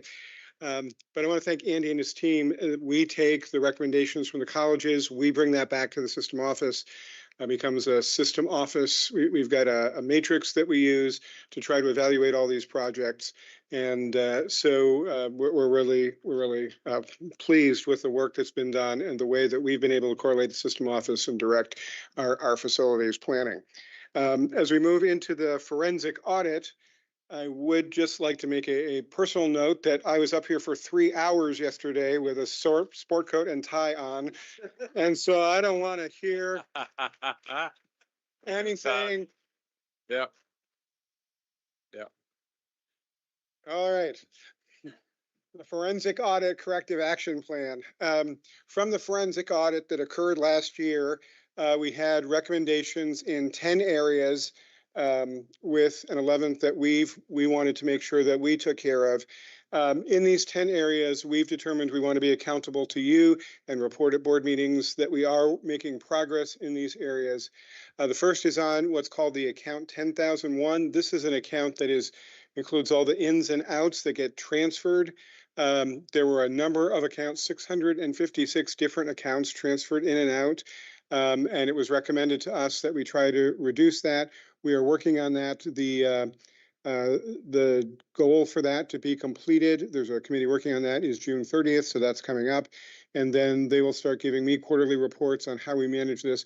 We just want to make sure that we're handling all those accounts because there's a lot of money going in and out. The other thing I would note, however, from that audit was that over 20 years, everything balanced to the penny, even the way we were doing it. So, but just to note, we want to try to simplify it and make sure that we're being good stewards with our work. Next slide, our affiliated foundations. As Dr. Kroll said, Dr. Stith has been doing a great job related to this. They've created an annual calendar for documentation because some of the recommendations were around making sure that we had all the right compliance and a documentation system. They've been working with the spending policies. They have been trying to provide good policies and procedures for each of the foundations by establishing some system ones that will try to be helpful, and conducted training on stewardship plans and completion rates. And if we go to the next slide, just to show you the documents, including audit, the 990s, stewardship plans, all of these we're to have a copy of each of these. This is the work that's been done since it was through April. And because we were reporting to the audit committee in May, more of that work has been done. So we are still continuing to do work on this, but this one is fairly close to completion, thanks to Dr. Stith's hard work. On executive compensation, this is something that Jessica Stegall and Bridget Cantor are working on. This relates to the college presidents and PLT. And this will be part of that compensation and classification review after July 1st. They're thinking more about what that looks like and how that executive compensation is done. You've seen some of the work already around our president salary that was in the contract that was reviewed yesterday. And so more of that is to come, but we wanted to make it part of the overall compensation and classification process. FERPA compliance. Mallory Yeaman and Jessica have been working on this just to point out where we are in the process, because we needed a more comprehensive policy and more documentation around FERPA issues. We are now at the stage where there are groups that have worked together to try to determine what standards should look like, what policies need to be in place, and they're now in the process of developing and revising those policy updates, and then communicating those policies to the system and colleges should happen in August. So our team has been working diligently as well on FERPA compliance. On the financials, we had some recommendations around providing training, developing internal policy requirements, manual controls for evaluating sufficiency of supporting documentation. That was one of the things that they found, that we would often have some information, but it was incomplete. For example, the date on the invoice might not be correct, or other pieces of documentation. And how we could implement controls that would keep us from having accounts receivable for more than 6 months. Some of those we found were the result of getting incorrect invoices and going back and forth. But we are in the process of reviewing our current policies and making sure that what we want to do aligns with state requirements and best practices. We'll be proposing new policies here in the next 2 months that are unaddressed in our current policies. Implementing those system controls through the third quarter of this year, and putting those controls in place This is a process that we've been working through and taking a look at our policies overall for our financials. This higher ed innovation superlative group, this is what the forensic auditors called it. It really is around procurement. They wanted us to develop a detailed checklist, but we do have one that's already been created. They wanted us to do mandatory procurement process training. And so our staff have identified some key steps. That should be 3 key steps on there. The creation of a mandatory summarized virtual training for all college staff during onboarding. Then we're going to develop quarterly meetings with procurement to be able to keep people up on what's happening in the procurement realm, and then development of a training guide to all procurement analysis in the onboarding process. So we want to be able to give people tools, provide training that happens as people come in, do regular training to keep it up, and provide updates to our teams. And then there was a recommendation around the documentation process for signature approvals. We're using Adobe Sign to handle that, which does provide electronic signatures with printed names, titles, and dates. Marketing and PR, Blair gets the gold star on this. Blair Hess for the fact that theirs are completed already. They took a look at this, worked hard with our team. And so the marketing and PR things around budget chart strings, assessments of vendors, procedures for marketing and planning, and pro card statements are now all complete. Next slide, personnel and unit investigation. This had to do with whistleblower type things and other items that came up in that process. Our compliance officers are working on a web platform that will allow the system to review policies regularly. You're hearing a lot about policy. We're in the process of putting all of that together and revising the policy structure, and we're also creating policies and reviewing our policies currently. There were some questions that came up around the OPEB Medicare Advantage plan. That is has gone out for RFP, and the committee is reviewing that as well. HR has contracted with salary.com to look at, to be able to collect data and get us better data, and that information has been put in, and that will be part of that every 2-year review. And credential verification does exist in our administrative policy. So we're working to provide a simpler process at each of our campuses to make sure that happens. Pro cards, this is always an interesting one because we like to have prior approval for everything, but if someone takes a pro card to go out and buy something, they may not always know exactly what the cost is going to be. So we're trying to establish some training for supervisors and individuals, provide a sign-out sheet where somebody can take the card, indicate what it's for.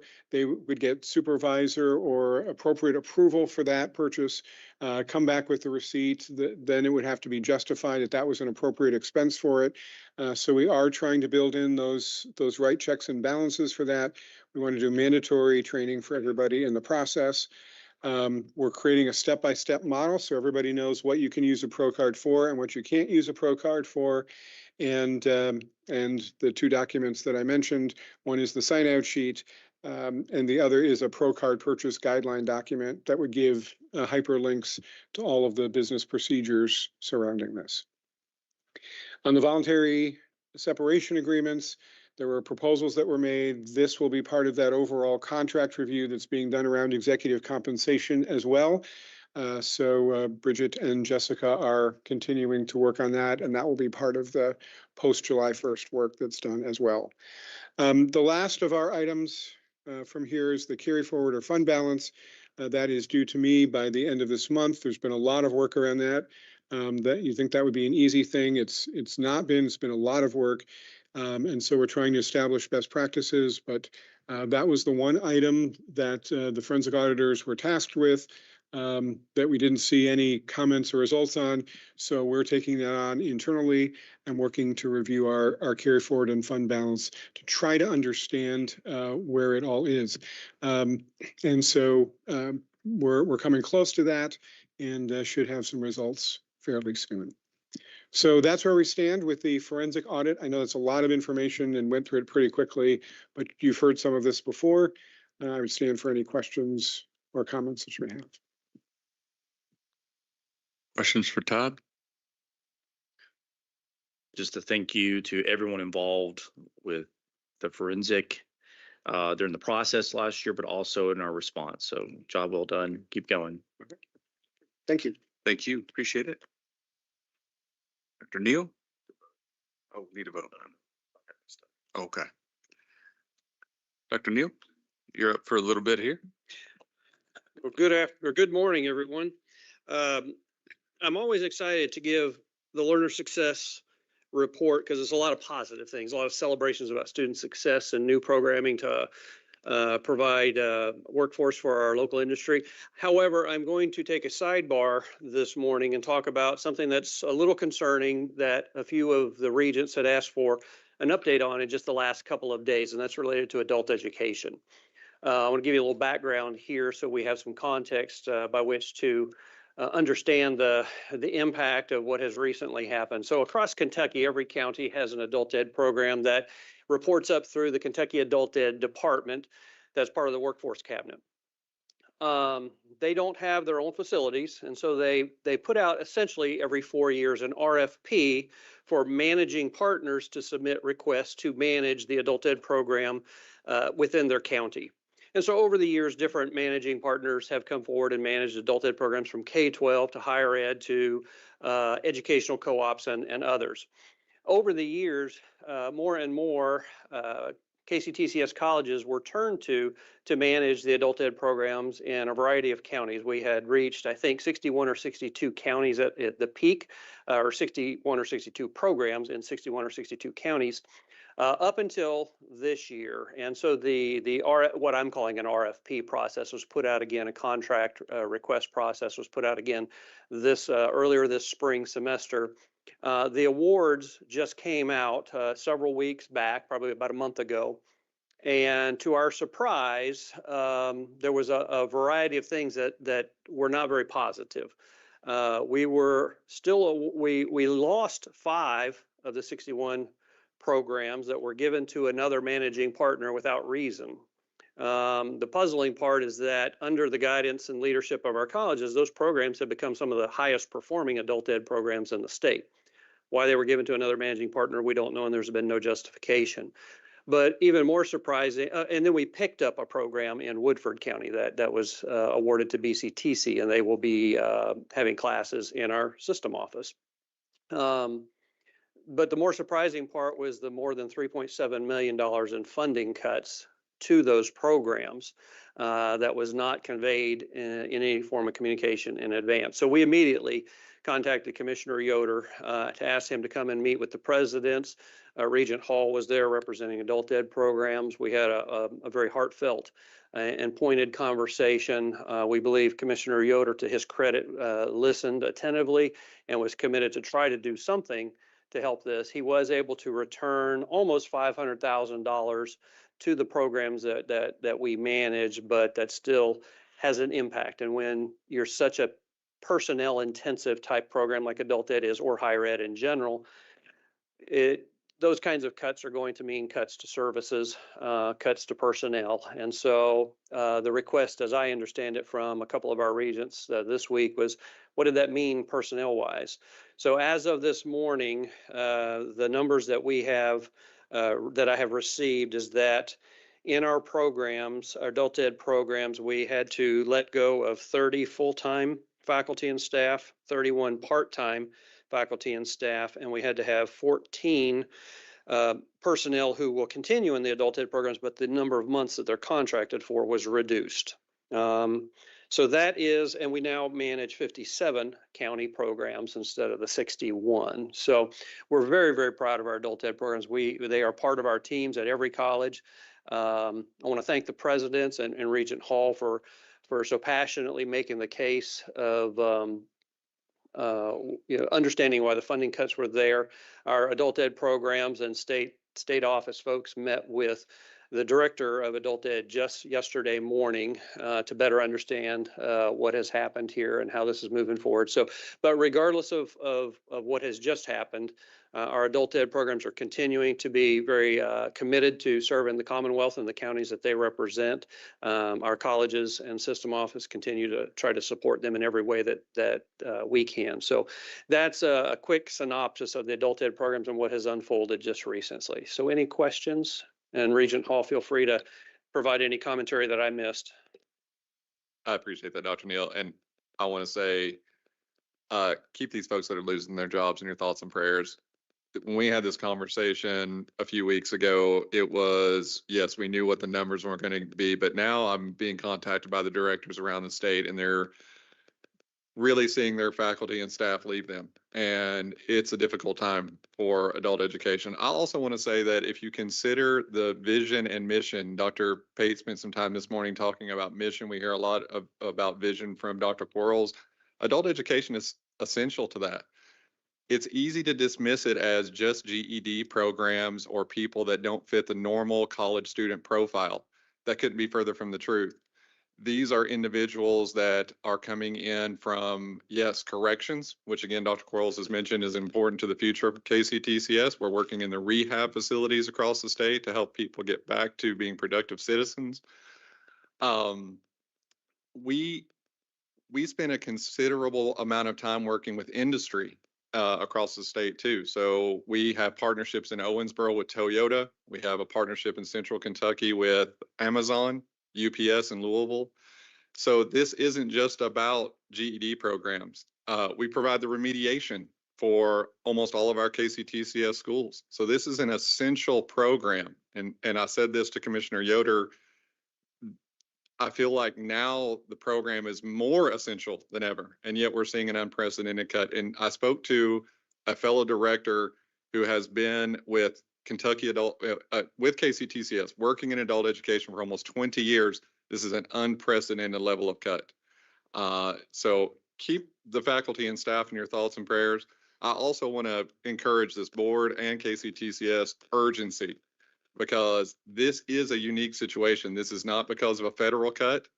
This is not because the state has appropriated a different level of funds than it has in the past. This is a unique breakdown in communication and organization, and it is something that could be solved. The bill that's working its way through the legislature at the federal level right now specifically points out that WIOA funding will be cut. And so what has happened to us this year and the potential of what will happen at the federal level is an existential threat, quite frankly. I want to thank Dr. Quarles. I want to thank Dr. Neal. I want to thank Vice President Shook. And I want to publicly thank Commissioner Yoder, too, for their advocacy for this, because restoring $500,000, while no, it did not make us whole, it is still sad to see many of our colleagues leaving their jobs.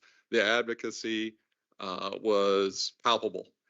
I want to thank the PLT too. The president's made it very clear that they value these programs, and I have carried that message back to the directors and the folks that work in adult education. And I thank you all for that. Yeah, good. Thank you. This was huge. Huge and unexpected. Mhm. And I have to remember we're being recorded.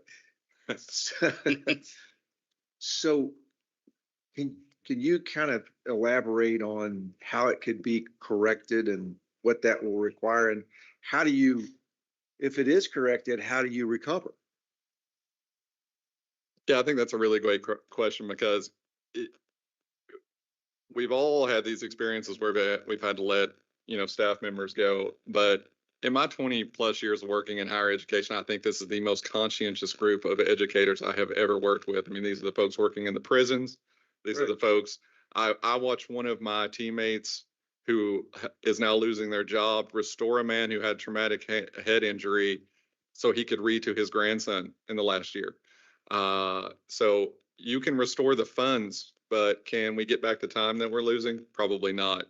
Is it easy for these folks? Can we reel them back in? I mean, most of them are going to go out and find employment elsewhere. They're eminently employable. And so, once they're gone, we are losing time. We're losing energy. We're losing a lot of momentum. And so it's an excellent question, Regent Cox. It's going to be a very difficult time. And even if the money is restored, the momentum that we've had over these last decades has been damaged. And there's no other way to see it. So what is the fix though? What would have to happen to get that money restored, and what's the likelihood of that? Well, obviously, the fix would be restoring funding, finding it elsewhere, and asking our friends in the General Assembly to perhaps bolster this in the next biennium. The short-term plan is that Commissioner Yoder and Secretary Link have been very proactive on this. They've been willing to work with us. Again, finding nearly $500,000 is welcome news. It did not make us whole, but they did admit that there needs to be better communications. So that's step one. And so as much as dire the situation is, we will be having more regular and productive conversations with those that administer the program going into the next session. Yeah, the explanation we were given reportedly at yesterday's meeting was that this was due to carry forward funds that had been built up over a few years and that were supposed to be spent down and have been spent down. And this was the year when no more carry forward funds were available. But none of that was communicated to our knowledge to anybody, to any of the adult ed directors from what they have said, and certainly not to us. So the other point, and Regent Hall hit on this that I think is critically important, is that at the federal level, the proposal was to cut, the adult ed is braided funding, state and federal. And so if we see what's happening at the state level and at the federal level, if that funding gets completely cut, which is what the proposal was, and the state doesn't pick up that portion, which is what states are afraid that they may have to do with some of the federal cuts, is pick it up out of their own pocket at the state level, it could be even more dire future for adult ed. So advocacy opportunities exist for our adult ed programs at the federal level too. Other questions? All right, thank you.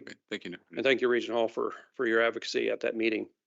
All right, let's jump into the learner success report. Today I've got 3 updates and 4 action items. Now, before I get started, I'm going to clarify one thing. On the left of your screen, you'll see certificate and program approvals. That's an information item. This is about new programs that are being requested and have been approved by Dr. Quarles at our colleges to move forward with. And then over the first action item, I'm bringing to you for your vote and for your approval, new program approval. So what's the difference? Why am I informing you on one hand about new program approvals and I'm asking for your support and vote on the other hand? I bring this point up, number one, for clarification, but number two, because this is an action that this board took just in the past couple of years that actually expedites the process by which our colleges can more quickly respond to industries locally by bringing programs on. Historically, whether a program existed in the KCTCS inventory or not, if a college wanted to bring a new program on board at their local college, they had to bring it to you for a request. Well, meeting quarterly, that can sometimes slow down that response process.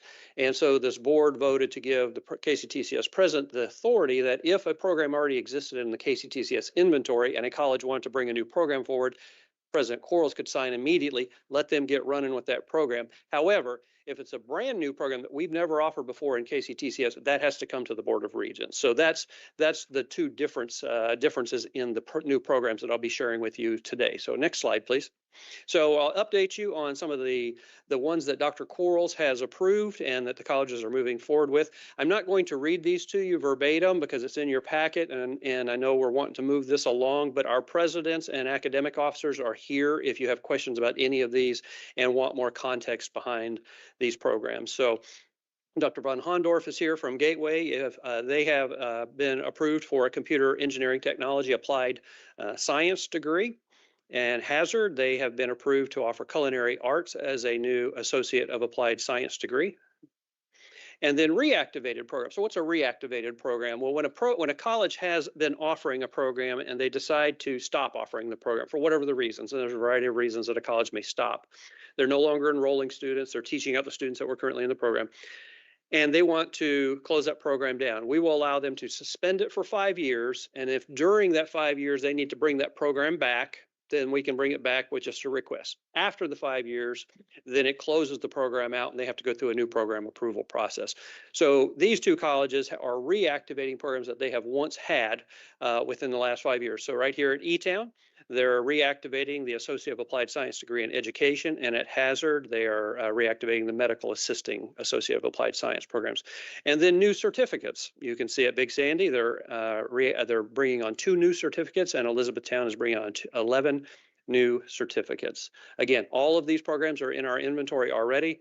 Dr. Quarles has already signed off on them. It's an information item for you only. But any questions on these or any questions for our colleges about the background of these programs? 11 new certificates is a lot of certificates. So what certificates are those? Okay. Could you talk about? Anybody from E-Town? I think Telly is outside. He might be able to. Telly Sellers, Dr. Telly Sellers. He said he would be outside. Here he comes, making the grand entrance. Come on in. This is not on your new program approval, Telly. There was a question about the 11 certificates that y'all are bringing on this year. Not your new program approval, but the 11 certificates. Do you have any, could you give us any clarification on the? E-Town is 11, right? Use the Come on mic, up. please. Yep.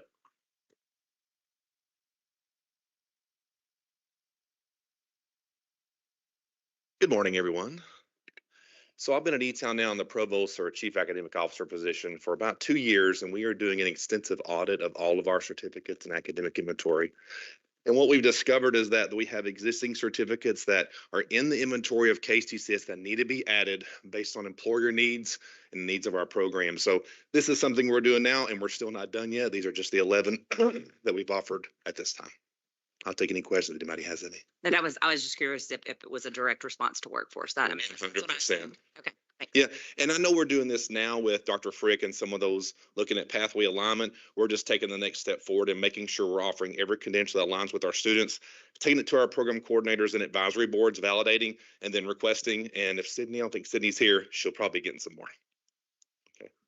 Thank you. I thought it was about the new program ready for that. Too, if you did. Be ready for that one next. All right, back to the slides, please. I had a question about the one at Hazard. Is that just going to be for our recovery and reentry students, or is it going to be something that we offer to whoever wants to take it? Because it is an associate's degree. Okay. Dr. Linden, I think, is coming to the microphone. Robert, are you referring to the culinary arts? Is that the one that you're had the question on? It is beginning with a focus on recovery students. As you are somewhat aware, we have a partnership with the Perry County Fiscal Court. They have actually purchased an old elementary school. We are working with them. They are covering the cost of renovation. And of course, we have some grant dollars rolling in to help us fund instructors and equipment with the project. But it is focused on students who are in recovery. So that will kind of be the first phase as we roll this out. But then we plan to be able to open it up to all students who are interested. And it's a focus on tourism too, in that Leatherwood area, to really work on capitalizing on the folks who are coming in to off-road at the off-road park. We have bed and breakfast plans the county does. There's some cabins that are being built by Kentucky River Properties. So it's really a public-private partnership. So I think it's a great opportunity. Okay, but do we have, if this does well, do we have plans on expanding that? I know we've talked about it, quite a few times over the years. Is it something that we may consider expanding if it does well with the recovery and reentry part of it? Absolutely. As you know, we have space on the Hazard campus with a grill cafeteria area that is not really utilized to its fullest potential. And we are looking at, if we have some success there, requesting permission from SACS through an OCIS submittal and getting that approved and being able to offer it there at the Hazard campus. Okay. Thank you. Thank you. Any other questions? All right, next slide, please. All right, this is another update that I want to thank the board for, because back in 2022, a question had come out of the board about learning outcomes between face-to-face or on-campus students and online students in the same type of courses.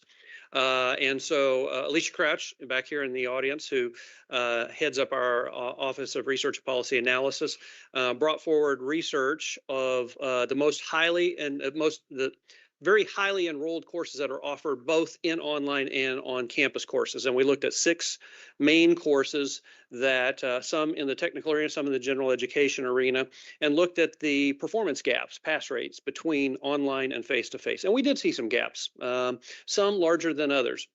And so out of that, our faculty, kudos to our faculty,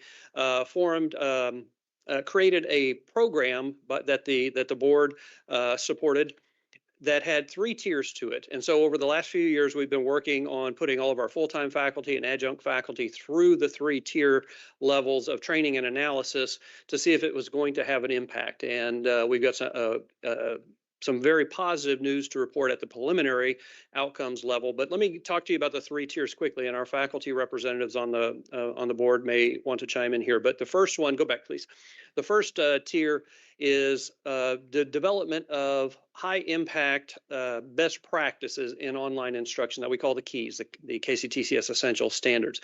This is a training system that outlines, I think it was 21 major high impact practices that our faculty are trained on in order to incorporate these practices into their online classes. The second tier was after they've gone through this training to then analyze their own online courses, utilizing those standards to ensure that those were incorporated into their online courses.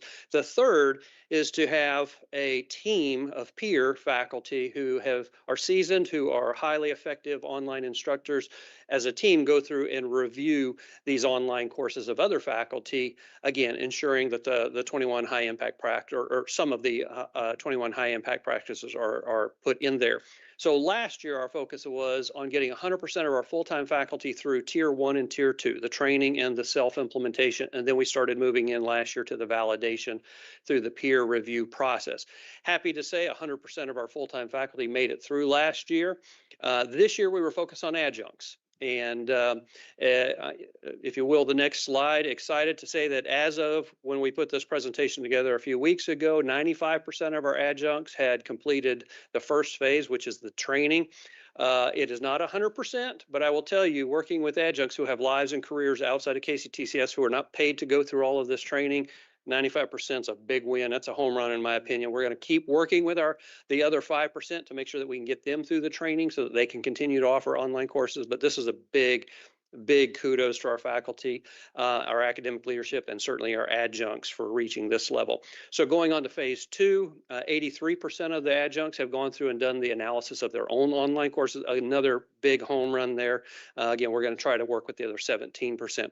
Now, the third phase is the peer review team process that we agreed that we would do that every other year. It is a vastly time intensive process. When these teams of seasoned faculty go in and look at one course, it takes 5 to 6 hours to review that course of each of that team members' time. It is vastly time intensive. So we're doing this every other year. We did it last year, so this year we won't be doing it. We'll be doing it again next year. So I don't have outcomes data to present to you this year on that piece because this is the leapfrog year. So questions on that. Some of you may be wondering about what kind of outcomes we have. We've got some preliminary numbers. Like I said, we won't know the final numbers. Is it July 1 that we do the grade checks, Alicia? Oh, okay. Okay. So we are seeing some closing of the gaps in just about every course. So the courses that we have been tracking are Intro to Business, anatomy, intro to computers, writing 1 or freshman English, college algebra, and psychology, general psychology. Those are 6 highly enrolled courses in both formats. In almost every case, we have reduced the gap significantly. In some cases, such as anatomy, our online students are now performing at a higher level than our face-to-face or on-campus course students are. So we've got the gaps down to on average in the 2% range or lower. And so we are extremely thrilled with this. And I want to thank the board for bringing that to our attention a few years ago and asking us to put some effort into that. I don't know if our faculty regents have anything that you want to add to that. I did have a question. So the data that you just showed us, the 95% and the 83, right? That was just all adjuncts. So, but we are at 100% across the board in those metrics for faculty, correct? For full-time faculty. Okay, Yeah, we wanted to double check because I hadn't heard that. Wonderful. Thank you. You're welcome. All right, next slide, please. Enrollment. You've heard a little bit about enrollment, a lot of different ways we can look at enrollment, but let's go to the next slide and talk about enrollment. So this looks back to fall 2020. As Dr. Pate said earlier, you don't want to just compare yourself to the previous year. You want a little history here, and so that you can understand the ebbs and flows of the economy and other things like COVID and those sorts of things. If you look on this chart, this is the percentage growth from one year to the next. And the line that you see that is primarily on the top, and in this one is a dark blue with yellow dots, that is the KCTCS enrollment increase percentage over the prior year. You can see the bottom line, that's the bottom line except for fall 2020, that shows the average enrollment increase or drop is the national average for two-year colleges. So you can see we have outpaced in growth the national average every year except for fall 2020, where we got hit a little bit harder the fall after COVID hit. COVID hit in March, and this would be the fall following COVID. We got hit a little bit harder in enrollment than the national average, but every year since then we've been growing at a faster pace or not shrinking at as fast a pace as the national average. Next slide, please. So here we're tracking fall. We started enrolling for fall classes at the beginning of March. So we try to do weekly snapshots. This is this year compared to the prior year. So sometimes people get confused by the colors. Basically, whatever color's on top of each bar, it represents that year, whatever that color represents. And you can see the two colors at the bottom. Blue is last fall. Yellow is this coming fall. So in the very last bar on the right, since yellow is on top, that means this coming fall's enrollment as of this week compared to the same week last year, this coming fall's enrollment is up, which is a good sign. We had a good year this year. This past fall, 2024, we were up just under 7%. I think it was about 6.8% to be precise. This spring, we were up about 7.4%. So you average the fall and the spring out, we're probably going to end up a little over 7% for the year. Next year, we're trending even higher. So that's a very positive sign. Now, if we look at these gray bars, you can see this is tracking out for each week all the way out through the beginning of our fall term in August, which you can see that first dark gray bar kind of in the middle, and then out to the second bi-term, which is our October classes that start our second 8-week classes. What you can see is that in the blue and yellow bars, we're about, now this chart came out a couple of weeks ago, but if you were to move that chart forward to where we're at today, we have about 8 or 9 weeks left before classes start. It just seems like summer's beginning, and here we are 8 or 9 weeks from classes beginning. But the point is, in the next 8 or 9 weeks, we will probably pull in about half of our enrollment. So it is a mad rush over the summer. A lot of times think higher ed takes the summer off, but really this is one of our massive enrollment periods that you will see. And then it continues to grow after the beginning of classes in August all the way through the beginning of classes in October. So it just does not stop. We continue to focus our enrollment efforts all the way through. Next slide, please. Any questions on enrollment? I want to thank everybody out at our colleges and our system office for such great efforts on enrollment. But enrollment is not just how many people we can get in the front door. We have to remember retention is a major part of enrollment, as well as new students coming in the front door. So it's a multifaceted effort. All right, we're going to jump into our action items. And this is where I may call Telly Sellers back into the room for any questions that they may have here. We have 2 new programs. This is something that I don't think this board has seen in a while, and that is bringing brand new programs to you that have never existed in our KCTCS inventory before. And so we have 2 today. We have Dr. Feeney here from Bluegrass Community and Technical College, and Dr. Williamson back here from Bluegrass Community and Technical College, who is vastly involved in the development of this. This is a new Associate of Applied Science degree in additive technology. Now, additive technology years ago used to be called 3D printing, but it has so far advanced beyond that. And a number of our colleges, I think it was Somerset that maybe brought that first to KCTCS, and now several of our colleges offer a few courses and certificate. Bluegrass, at the request of industry, is now bringing forward, worked with those colleges and expanded this into a new Associate of Applied Science degree at the request of industry. So we bring that to you. Any questions for Bluegrass on this particular degree program? Okay, we'll go on to the next one, then we'll ask for an action on both. All right, this is where Telly and his crew are standing outside waiting. Some of the faculty, and Regents Sutherland was involved in the development of this one as well, if you have any questions. But this one is a new Associate of Applied Science degree in Automation, Industrial, and Robotic Technology at the request of industry. Do we have any questions for these folks about what this program is and why we brought it about? Dr. Neal, mine's mostly to deal with the budget, right? I mean, I used to write curriculum a long time ago. Somebody used to make me do that. But there was a point at which we we needed a very detailed budget to go along with these. So can they speak to the budgeting on those? Sure. Telly and Greg, could you all both come forward? There is, to your point, a very layered, detailed program approval process that starts with our faculty at the local college, works its way through the faculty senate, works its way all the way up to the board process, the CPE process. It's very entailed and deeply detailed. That does require justification. Is there industry demand? Are you going to have enough enrollment to justify the expense and those sorts of things? But if you two want to come forward and speak to that. And also, if you could speak to the faculty support that you have for both of these programs, that would be appreciated. Yep. So strong industry support, as it shows in the packet, as well as faculty support, particularly at the college, because they've been very involved along with those industry partners in developing that curriculum. The new programs that we have had during my tenure as provost, as well as president, the fun thing about that is it's been very collaborative from those industry partners, and those are represented in the 7 letters that you have there. But the nice thing about this program is that not only is there strong community support with the equipment that we already have and the space that this will require, it's relatively low cost as far as a new program goes. But we will be using some Perkins dollars to get this up and running, as well as from Complete 3D. That is one of the people that have signed on. They're going to help us with it. They already have our partnership with Fayette County Public Schools. They opened a new facility just yesterday that will help us in offering this program. Actually, I left it over there, but hot off their press yesterday was something they printed from their 3D printer on it. So for us, it's actually relatively low cost.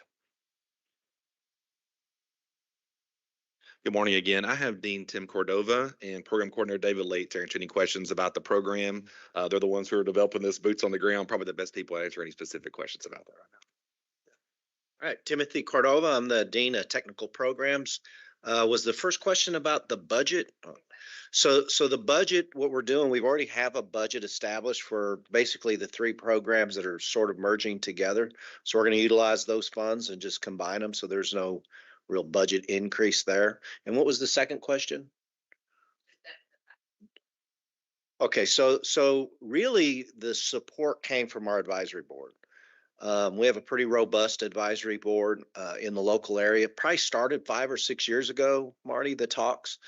And really what it came down to is the advisory board came to us and said, can we look at the classes that you guys are teaching in these 3 programs? It was electronics, industrial maintenance, and electrical. So we got our classes, we got our catalogs out, and that kind of was a starting point for them to start to look through our catalog. So, you know what, we would really like for our maintenance people to have this class, and this class specifically. And so that started to evolve. The advisory board, we decided on a common core for all of those programs to come together. So it's a little bit of a mixture of all 3 of them. And really what this comes down to is you're starting to see technology really across the nation. It's becoming more automated. And so with that automation, you got a lot of computer controls. So you're starting to mix that computer controls in with heavy machinery. So for example, one of the things I noticed coming up I-65 today is they had an automated mowing robot out there doing the steep banking. He had a guy over there with a controller. I guess he was testing this thing out. And so I seen that on my way coming in here this morning. That's what the world is moving to. We went to the Automate Fair in Chicago. Man, that was a really big eye opener there. The robotics that's coming in this nation, Kentucky needs to gear up and get ready for that. There's humanoid robotics. I don't know if you guys seen our robot dog yesterday. They use that robot dog for lots of things. Very obedient. Very obedient. Yeah. Bureau of Prisons uses them. So, you can kick it, knock it over, and it jumps back up. So that kind of technology is coming. And I think that this program has a wonderful core that we can branch off of, to tackle the needs of the future. So. Thank you. Yep, you're welcome. Thank you. Any other questions? Okay, thank you all. Appreciate it. So Chairman, those are the 2 programs that we proposed to the board for approval. Okay. With that, Do we have a motion for the KCTCS Board of Regents to approve the proposed degree programs that are new to KCTCS? So moved. Second. Okay, Chair Martin, yes. Vice Chair Hamilton, Yes. Secretary Witten, Yes. Regent Cox, Yes. Regent Girdler, Regent Hall, Yes. Regent Higdon, Yes. Regent McGraw, Regent Powers, Yes. Regent Rabinowitz, Regent Schaus, Yes. Regent Stevens, Yes. Regent Sutherland. Yes. Motion passes unanimously. Thank you. Next slide, Neil? please. Now we get to some really fun stuff. I think as a board, I'm sure you look forward to this as much as we do out at our colleges when commencement comes around. This is the ratification of candidates for the conferring of credentials. Now, you heard yesterday Dr. Quarles say we have reached a milestone in the history of KCTCS with the largest number of credentials conferred, almost at 24,000, which I have a feeling before the end of the summer may cross that 24,000. However, what you are voting or will be approving today are simply the candidates for credentials from this period of time that you see on your screen. So we submit that, Chairman, to you for a motion to approve. Okay, we have a motion to ratify these candidates for credentials. KCTCS Board of Regents approves the awarding of KCTCS college candidates for degrees and diplomas and ratify certificates as presented in the supplemental booklet, January 4th, 2025 through April 4th, 2025 for KCTCS candidates for credentials. Do I hear a motion? Motion. Second. Quick today. Brianna, second. Vice Chair Martin, Chair Martin, Vice Chair Hamilton. Yes. Secretary Witten, Yes, congratulations to all candidates. Regent Cox, Yes, ditto. Regent Girdler, Regent Hall, Yes. Regent Higdon, Yes. Regent McGraw, Regent Powers, Congratulations, yes. Regent Rabinowitz, Regent Schaus, Regent Stevens. Yes. Regent Sutherland. Yes. Motion passes unanimously. Sounds good. Thank you. Speaking of students, As is the custom of this board, an exciting custom that I'm so proud that we're continuing, is the recognition of two very special students who've put forward a tremendous amount of time, effort, and energy this year, representing more than 100,000 students of KCTCS, and those are our student regents, Audra Schaus and Regent Higdon. I submit to you a request for a ratification of the credential for each of these student regents. okay. So moved. Second. And just to be clear, that this one is for Regent Schaus. We're doing Regent Higdon separately. Oh. Chair Martin, Yes. Vice Chair Hamilton, Yes. Secretary Witten, Yes. Regent Cox, Yes. Regent Girdler, Regent Hall, Yes. Regent Higdon, Yes. Regent McGraw, Regent Powers, Yes.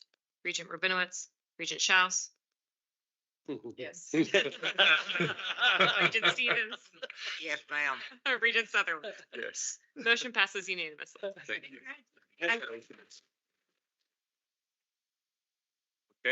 I would like to say a couple words for Audra. Thank you, Regent Schaus. Thank you for your service and for representing our students so well as our student regent. It's been an honor to get to work with you over the past few months serving on the board. As you begin your degree this fall, I just want you to remember KCTCS is hiring and we would love to have you. Also, how wonderful would that be to have a returning student regent as a staff regent one day? So I wish you all the best. Congratulations. And you are now alumni. So Great. we have philanthropy efforts going. Mr. Chair, if you don't mind, I just want to take a moment to say congratulations as well. Regent Schaus, she and I have a similar background. We both grew up farming. We're actively engaged in that occupation, which means she's a hard worker. I think that really shined through during your service this past year. There are often times we had team meetings where she joined while she was in a truck, and you can tell she came straight out of the field. And there's no substitute for hard work. So it's a great quality to have with you to carry through life. I've watched you really grow into this role as you represented over 100,000 students. And she and Robert are leaving a legacy once again of creating somewhat of a student peer group that meet once a month. So I want to say job well done. You've traveled the state. She'll be transferring to Murray State to continue her educational journey. I'm excited about what's next. And you're not just a regent, but you've become a friend. And on behalf of KCTCS, we have a gift. If you don't mind, we'll join us up front. A gift of appreciation. So congratulations once again.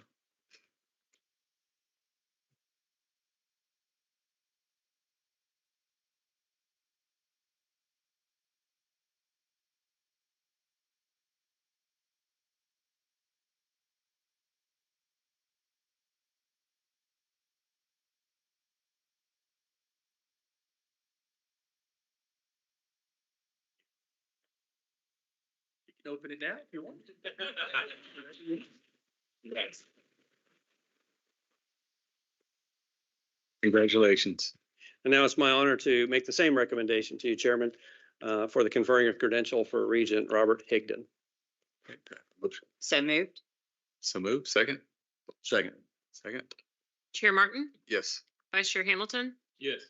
Secretary Witten, Yes. Regent Cox, Yes. Regent Girdler, Regent Hall, Yes. Regent Higdon, Yeah. Regent McGraw, Regent Powers, Yes. Regent Rabinowitz, Regent Schaus, Yes. Regent Stevens, Yes. Regent Sutherland. Motion Yes. passes unanimously. Go.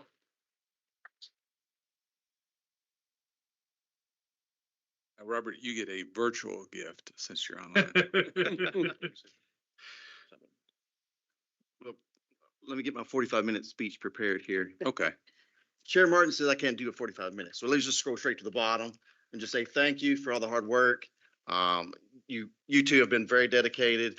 You've done some wonderful things that student regents have normally not done. And so we appreciate all your hard work. You're always attentive, ask great questions. And so we just appreciate you. And so if you ever need a reference, all around the table here, we'll all write your reference, no problem next time. All right, we got you. It's great. Marty. And And Regent Higdon, I just wanted to echo that by saying you two are extremely hard worker. I've gotten to get to know you on a personal level over the past year. And really, I think of two words come to mind when I think about you and your leadership styles, that you're very determined to complete the task at hand. And also, if I had to describe one word, is that you really amplify the word grit, that you're really focused, you got a plan, you're going to finish it. It's obvious that you love Hazard, you love Eastern Kentucky, and congratulations on the new job. So I wanted to say congrats on that, and he too will continue his educational journey as well. We're very proud of you. Job well done. Thank you all. Congratulations, Robert. And your gift will be sent to. Congratulations to both of you and all of our students who completed credentials this year. Chairman, that completes our learner success report. Thank you, Dr. Neal. Next item is increase employment success, and Vice President of Workforce and Economic Development, Jesse Shows, to present the agenda item.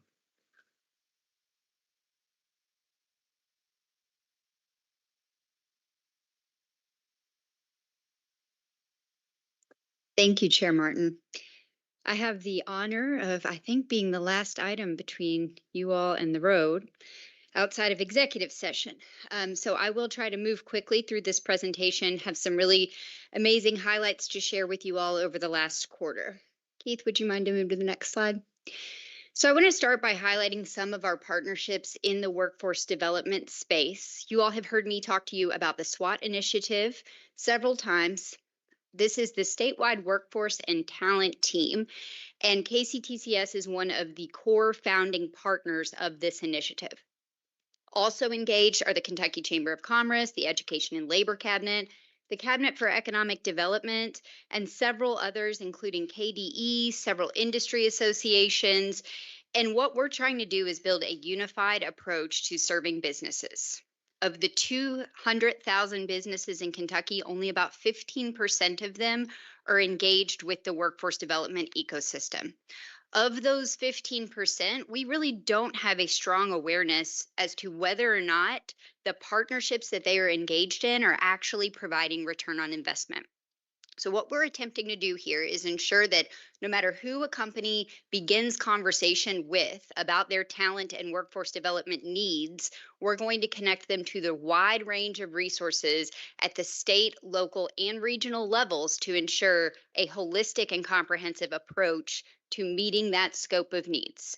One of the ways we talk about this initiative is that there has never been a moment when I've met with an employer in the 10 years I've been doing this work that they say, I have one problem and one problem only.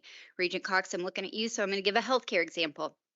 Never met with a healthcare provider that says, I only have one problem and it's finding nurses. I can keep them, they've got all the right skills. Don't have any concerns about my other business functions. It's just nurses and it's just finding them. That would be a very unique situation in the workforce development space. Normally, it's a multifaceted problem that spans a wide range of business functions and needs a wide range of solutions. And so that's really what the SWOT initiative is all about. So we will be hosting a prototyping launch session with all of our partners at the state, local, and regional levels at KCTCS in July. The goal of that convening is that our folks within all of those spaces are coming together to identify employers who have been vocal to say individually the components of the workforce system are working well, but holistically they are not working as one. And so what we're aiming to do is identify companies, and by the end of the year, we will have at least a dozen prototypes occurring across the state representing all of our local workforce areas. We do have exciting news that we're launching one of these prototypes already, actually here at Elizabethtown next week with the MI2 initiative, which is the Metals Innovation Initiative, and we'll be working to support the development of a statewide workforce strategy for the metals sector in Kentucky. And that strategy can then be parceled apart with concierge support service provided to each company so that they can look at a tactical level which of these elements of the strategy meets the needs of my unique company.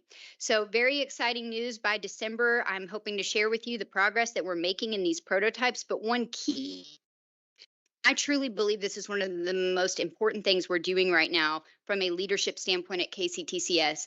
We're embedding the employer feedback in the process into the model itself.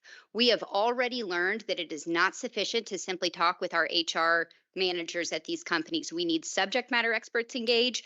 We need hiring managers engaged. We need C-suite leadership to be aware of the partnerships, or we have to start from scratch when there's turnover, either on our side or their side. So we're learning a lot and we're building that into the playbook. And the goal is that this playbook is codified in Kentucky so that when there is an administrative change, we are continuing as one holistic system working towards the same mission and vision for workforce success. We also continue to add employers to our Education First employer portfolio. We added Goodwill. We were very excited to announce this as our first statewide employer with a specific emphasis on individuals exiting the justice system or who have been in recovery. And so Goodwill, as you all know, often offers transitional employment, but they also have a network of companies that they work with to help transition folks from roles within their stores into higher paying wages. So we'll be providing some of that training and that connectivity within that workforce portfolio of companies. And then we've also added Bardstown Bourbon, actually here at Elizabethtown, Green River Distilling, and U of L Health. And we've got several in the pipeline. We're looking to continue building that statewide approach to bringing employers into that portfolio. I wanted to share just a couple data points with you all. The National Student Clearinghouse just released their Some College No Credential report just last week, and the numbers are still staggering. 37.6 million Americans have some college no credential. That number is up 2.2% from last year. The good news is re-enrollment is improving. Why does this matter when we talk about Education First employers? Well, there's 564,000 Kentuckians with some college no credential in Kentucky. What are they doing? They are working. More than half of companies in this country offer tuition benefits. They're working at companies with tuition benefits. So if we can bring them into this Education First portfolio and create this strategy, comprehensive strategy for all 16 of our colleges to create a space for them to work and learn simultaneously. By my math, and Todd will have to check me on this, if we could increase just 1 percentage point from where we are right now in re-enrollment with a work and learn approach, we would see a 12% boost in enrollment. That's significant for us financially. So we're going to continue to really prioritize the recruitment of these employers and see what we can do to create a place where Kentucky is the go-to to earn and learn both successfully and simultaneously. And then we have some upcoming events with the Kentucky Association of Economic Development, really exciting, moving that relationship from a more transactional to transformational approach. We've got an event called Deal Breakers and Deal Makers, one in Lexington next week, hosted at BCTC, and then another one in July at Maysville. And at that event, we will be featuring speakers from around the country, as well as here locally, to share best practices in the workforce-specific elements of why a company decides to locate versus chooses another community. Keith, next slide, please. This is just a great highlight reel of our Going Pro event. You all will remember that we reinvigorated this brand just a couple years ago under Dr. Quarles' leadership. We had a fantastic announcement 2 years ago at the Capitol to note that we were going to kick off talent signing season. Since then, Blair and her team have done some really spectacular work in branding this. And this year we had, I think, an even better event that featured some student speakers that really showcased the why behind Going Pro. So Keith, if you don't mind, would you play this video? What if we celebrated our students who go on to get a job with a Kentucky employer just as much as we celebrate a Kentucky recruit going on and playing basketball at one of our colleges? Wouldn't that change the mindset of our state? This month, all across the Commonwealth, through our 16 colleges, you're going to see similar Going Pro events all across our state. And we want to make sure we start it here at our state capitol to just remind everyone about the importance that workforce plays with KCTCS's mission. Every single day, we focus on getting Kentuckians started with their college career. We're making sure that it's affordable, it's accessible, but we also need to make sure that we connect with the workforce needs of Kentucky as well. I'm very grateful for this program. It's going to put me somewhere where I never thought I would be. It's such a life-changing thing. It just led me right to where I needed to be. Without it, I don't think I'd be exactly where I'm at right now. It'd be a lot harder to get where I'm at, but really grateful for it. Right now, I'm currently employed at LG&E, Full Gas and Electric. I've been there for over 3.5 years. It's just a great program. Every single day, we focus on getting Kentuckians started with their college career. We're making sure that it's affordable, it's accessible, but we also need to make sure that we connect with the workforce needs of Kentucky as well.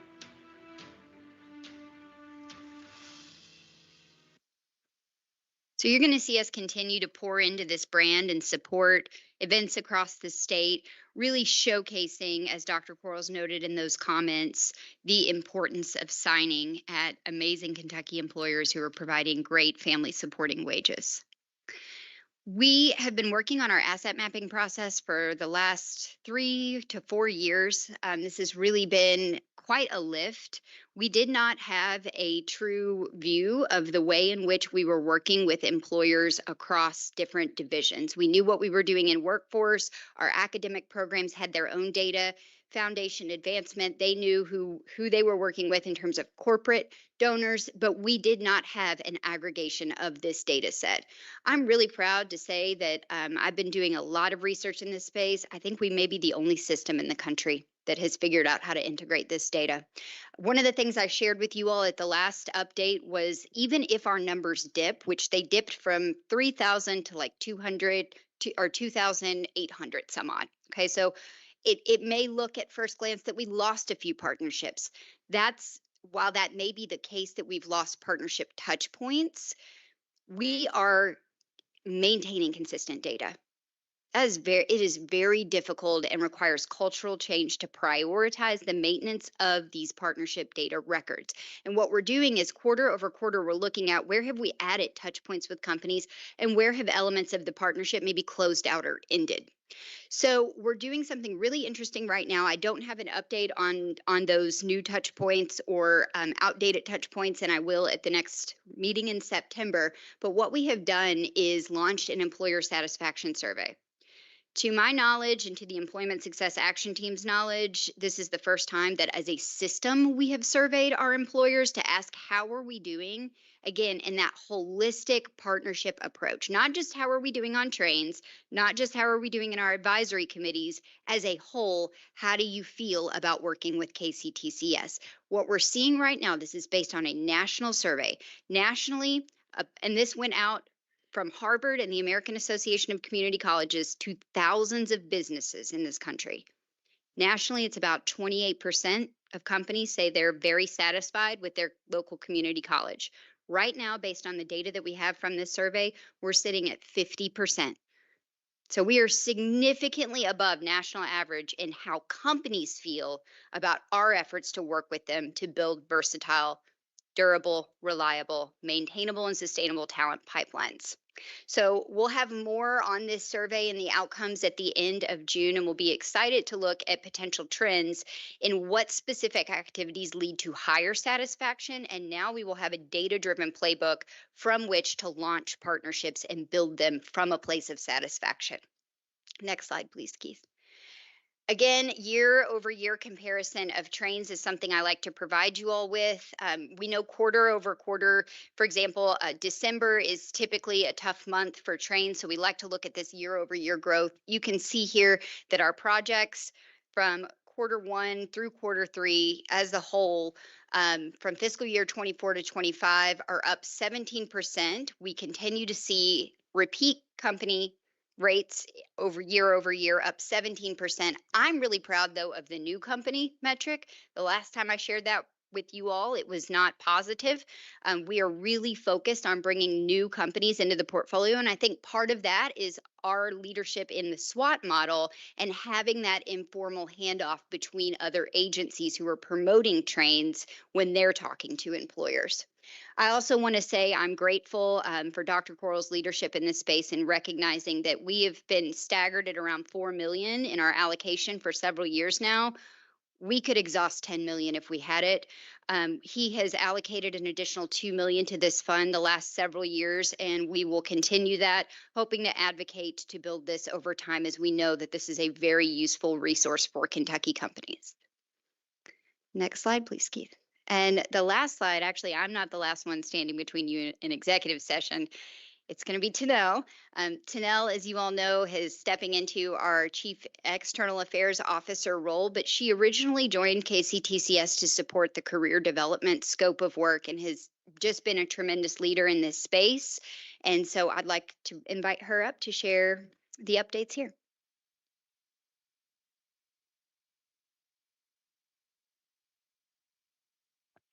Good morning. Thank you, Jesse. You don't have to worry. Me and this little one are ready to eat. So I will not take up too much of your time between now and also lunchtime. I'm so excited to share the progress that we've made in this career development space. I do feel like in higher ed especially, those strides of significant change and success can be very long term. And in 3 years, we made a lot of progress in this work. So one of the things that we made sure, and this is kudos to the Career Development Task Force, which was made up of a lot of our colleagues across the state at our colleges, we decided we needed a definition. We are talking about this shift from career services to career development, which really does not eliminate career services, but it makes our career services staff not necessarily the sole providers of career development, but they are the facilitators. And this really positions career development to be a part of our enterprise. So everyone, not just our career services staff, our faculty, faculty, our student affairs folks, our academic folks, workforce, all have some part in making sure that career development is successful. So we created this definition that you'll see here on the screen, being the holistic process of empowering students with the skills and resources necessary to self-actualize. And that's the biggest piece of this definition, being able to self-actualize the alignment of college and career outcomes through enhanced exploration, talent, development, and execution. So if you all remember in 2020, this was before my time at KCTCS, there was a survey that was deployed among the colleges of what is the current state of career services. That report ended up being facilitated in 2022, and that was the data that we had. There were some metrics in there, some recommendations, and also an idea of what the future state would look like at KCTCS. So this year in 2025, we deployed another survey that was led by the career chief student affairs officers, chief academic officers, and also the workforce staff and whoever leads career services at their college to really identify what does the current state look like and how does that compare to 2022. And here is some of the data that I would love to share today. So in 2022, dedicated career staff was as only at 6 colleges. And now we have dedicated career staff at 11 of our colleges. Colleges using Handshake, we only had 3 colleges that were even piloting Handshake at the time, and now you'll see 14 plus using. And we laughed at PLT a little bit because what is a plus? Is it a half of a college? Is it half of a person? This really just, it was either colleges that were moving in this direction. Maybe they had a limited capacity of staff. They've lost a staff member, but they're really still trying to figure out how they're utilizing Handshake. And so that's where you'll see some of these plus numbers. And I also want to just say kudos to Kyla Smithers at the system office, who has really been integral over the last 3 years. Her and I have worked together from a piloting phase to getting all the colleges launched. And she leads the daily support of Handshake and continues to be really leading the strategy now that I've stepped out of workforce and economic development. So kudos to her because she continues to support this work on a daily basis. Career services in FYE.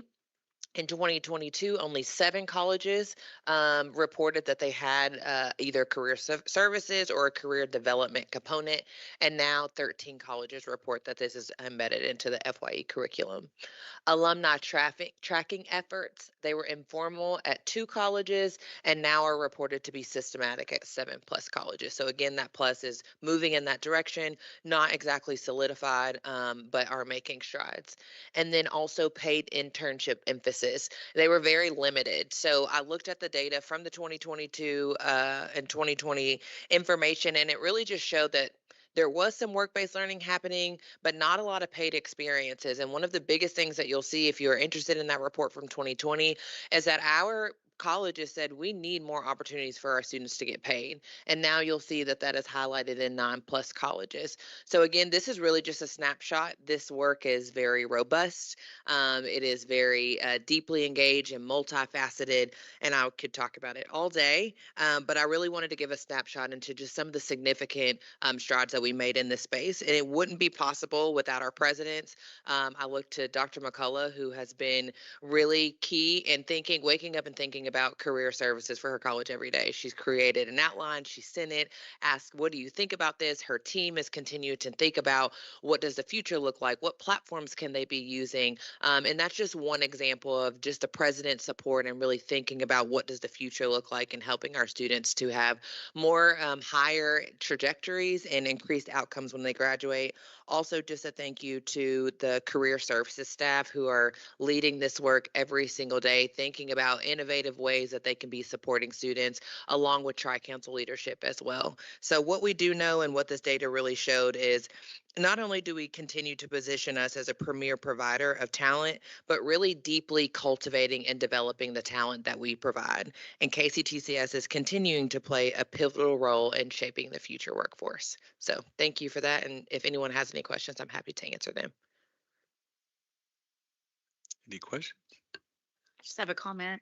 So working in human resources, we've actually worked with our career services department to create a profile for Bluegrass. And we've been relatively successful, like posting our positions. It's a very user-friendly program for those that haven't used it. So thank you for facilitating that. Well, thank you for doing that. That's what career development looks like. Thank you. Thank you very much. Yes, thank Appreciate you. it. Okay. Next agenda item is our executive session. So we are closing, getting close to the end. So if you guys don't mind, oh, we need to have a motion. I'm sorry. It's okay. We need a motion that the KCTCS Board of Regents move into executive sessions allowed by KRS 61.8101C to discuss proposed or pending litigation. So moved. So moved. Okay. Regent So- Stevens, do you want a second? Regent Powers moved. Okay. Chair Martin, Yes. Vice Chair Hamilton. Secretary Witten. Yes. Regent Cox, Yes. Regent Girdler, Regent Hall, Yes. Regent Higdon, Yes. Regent McGraw, Regent Powers, Yes. Regent Rabinowitz, Regent Schaus, Regent Stevens. Yes, ma'am. Regent Sutherland. Yes. Motion passes unanimously. Hearing closed. And as folks are leaving, there is a to-go lunch available in this back room where lunch was served yesterday. So if you decide to hit the road or want to go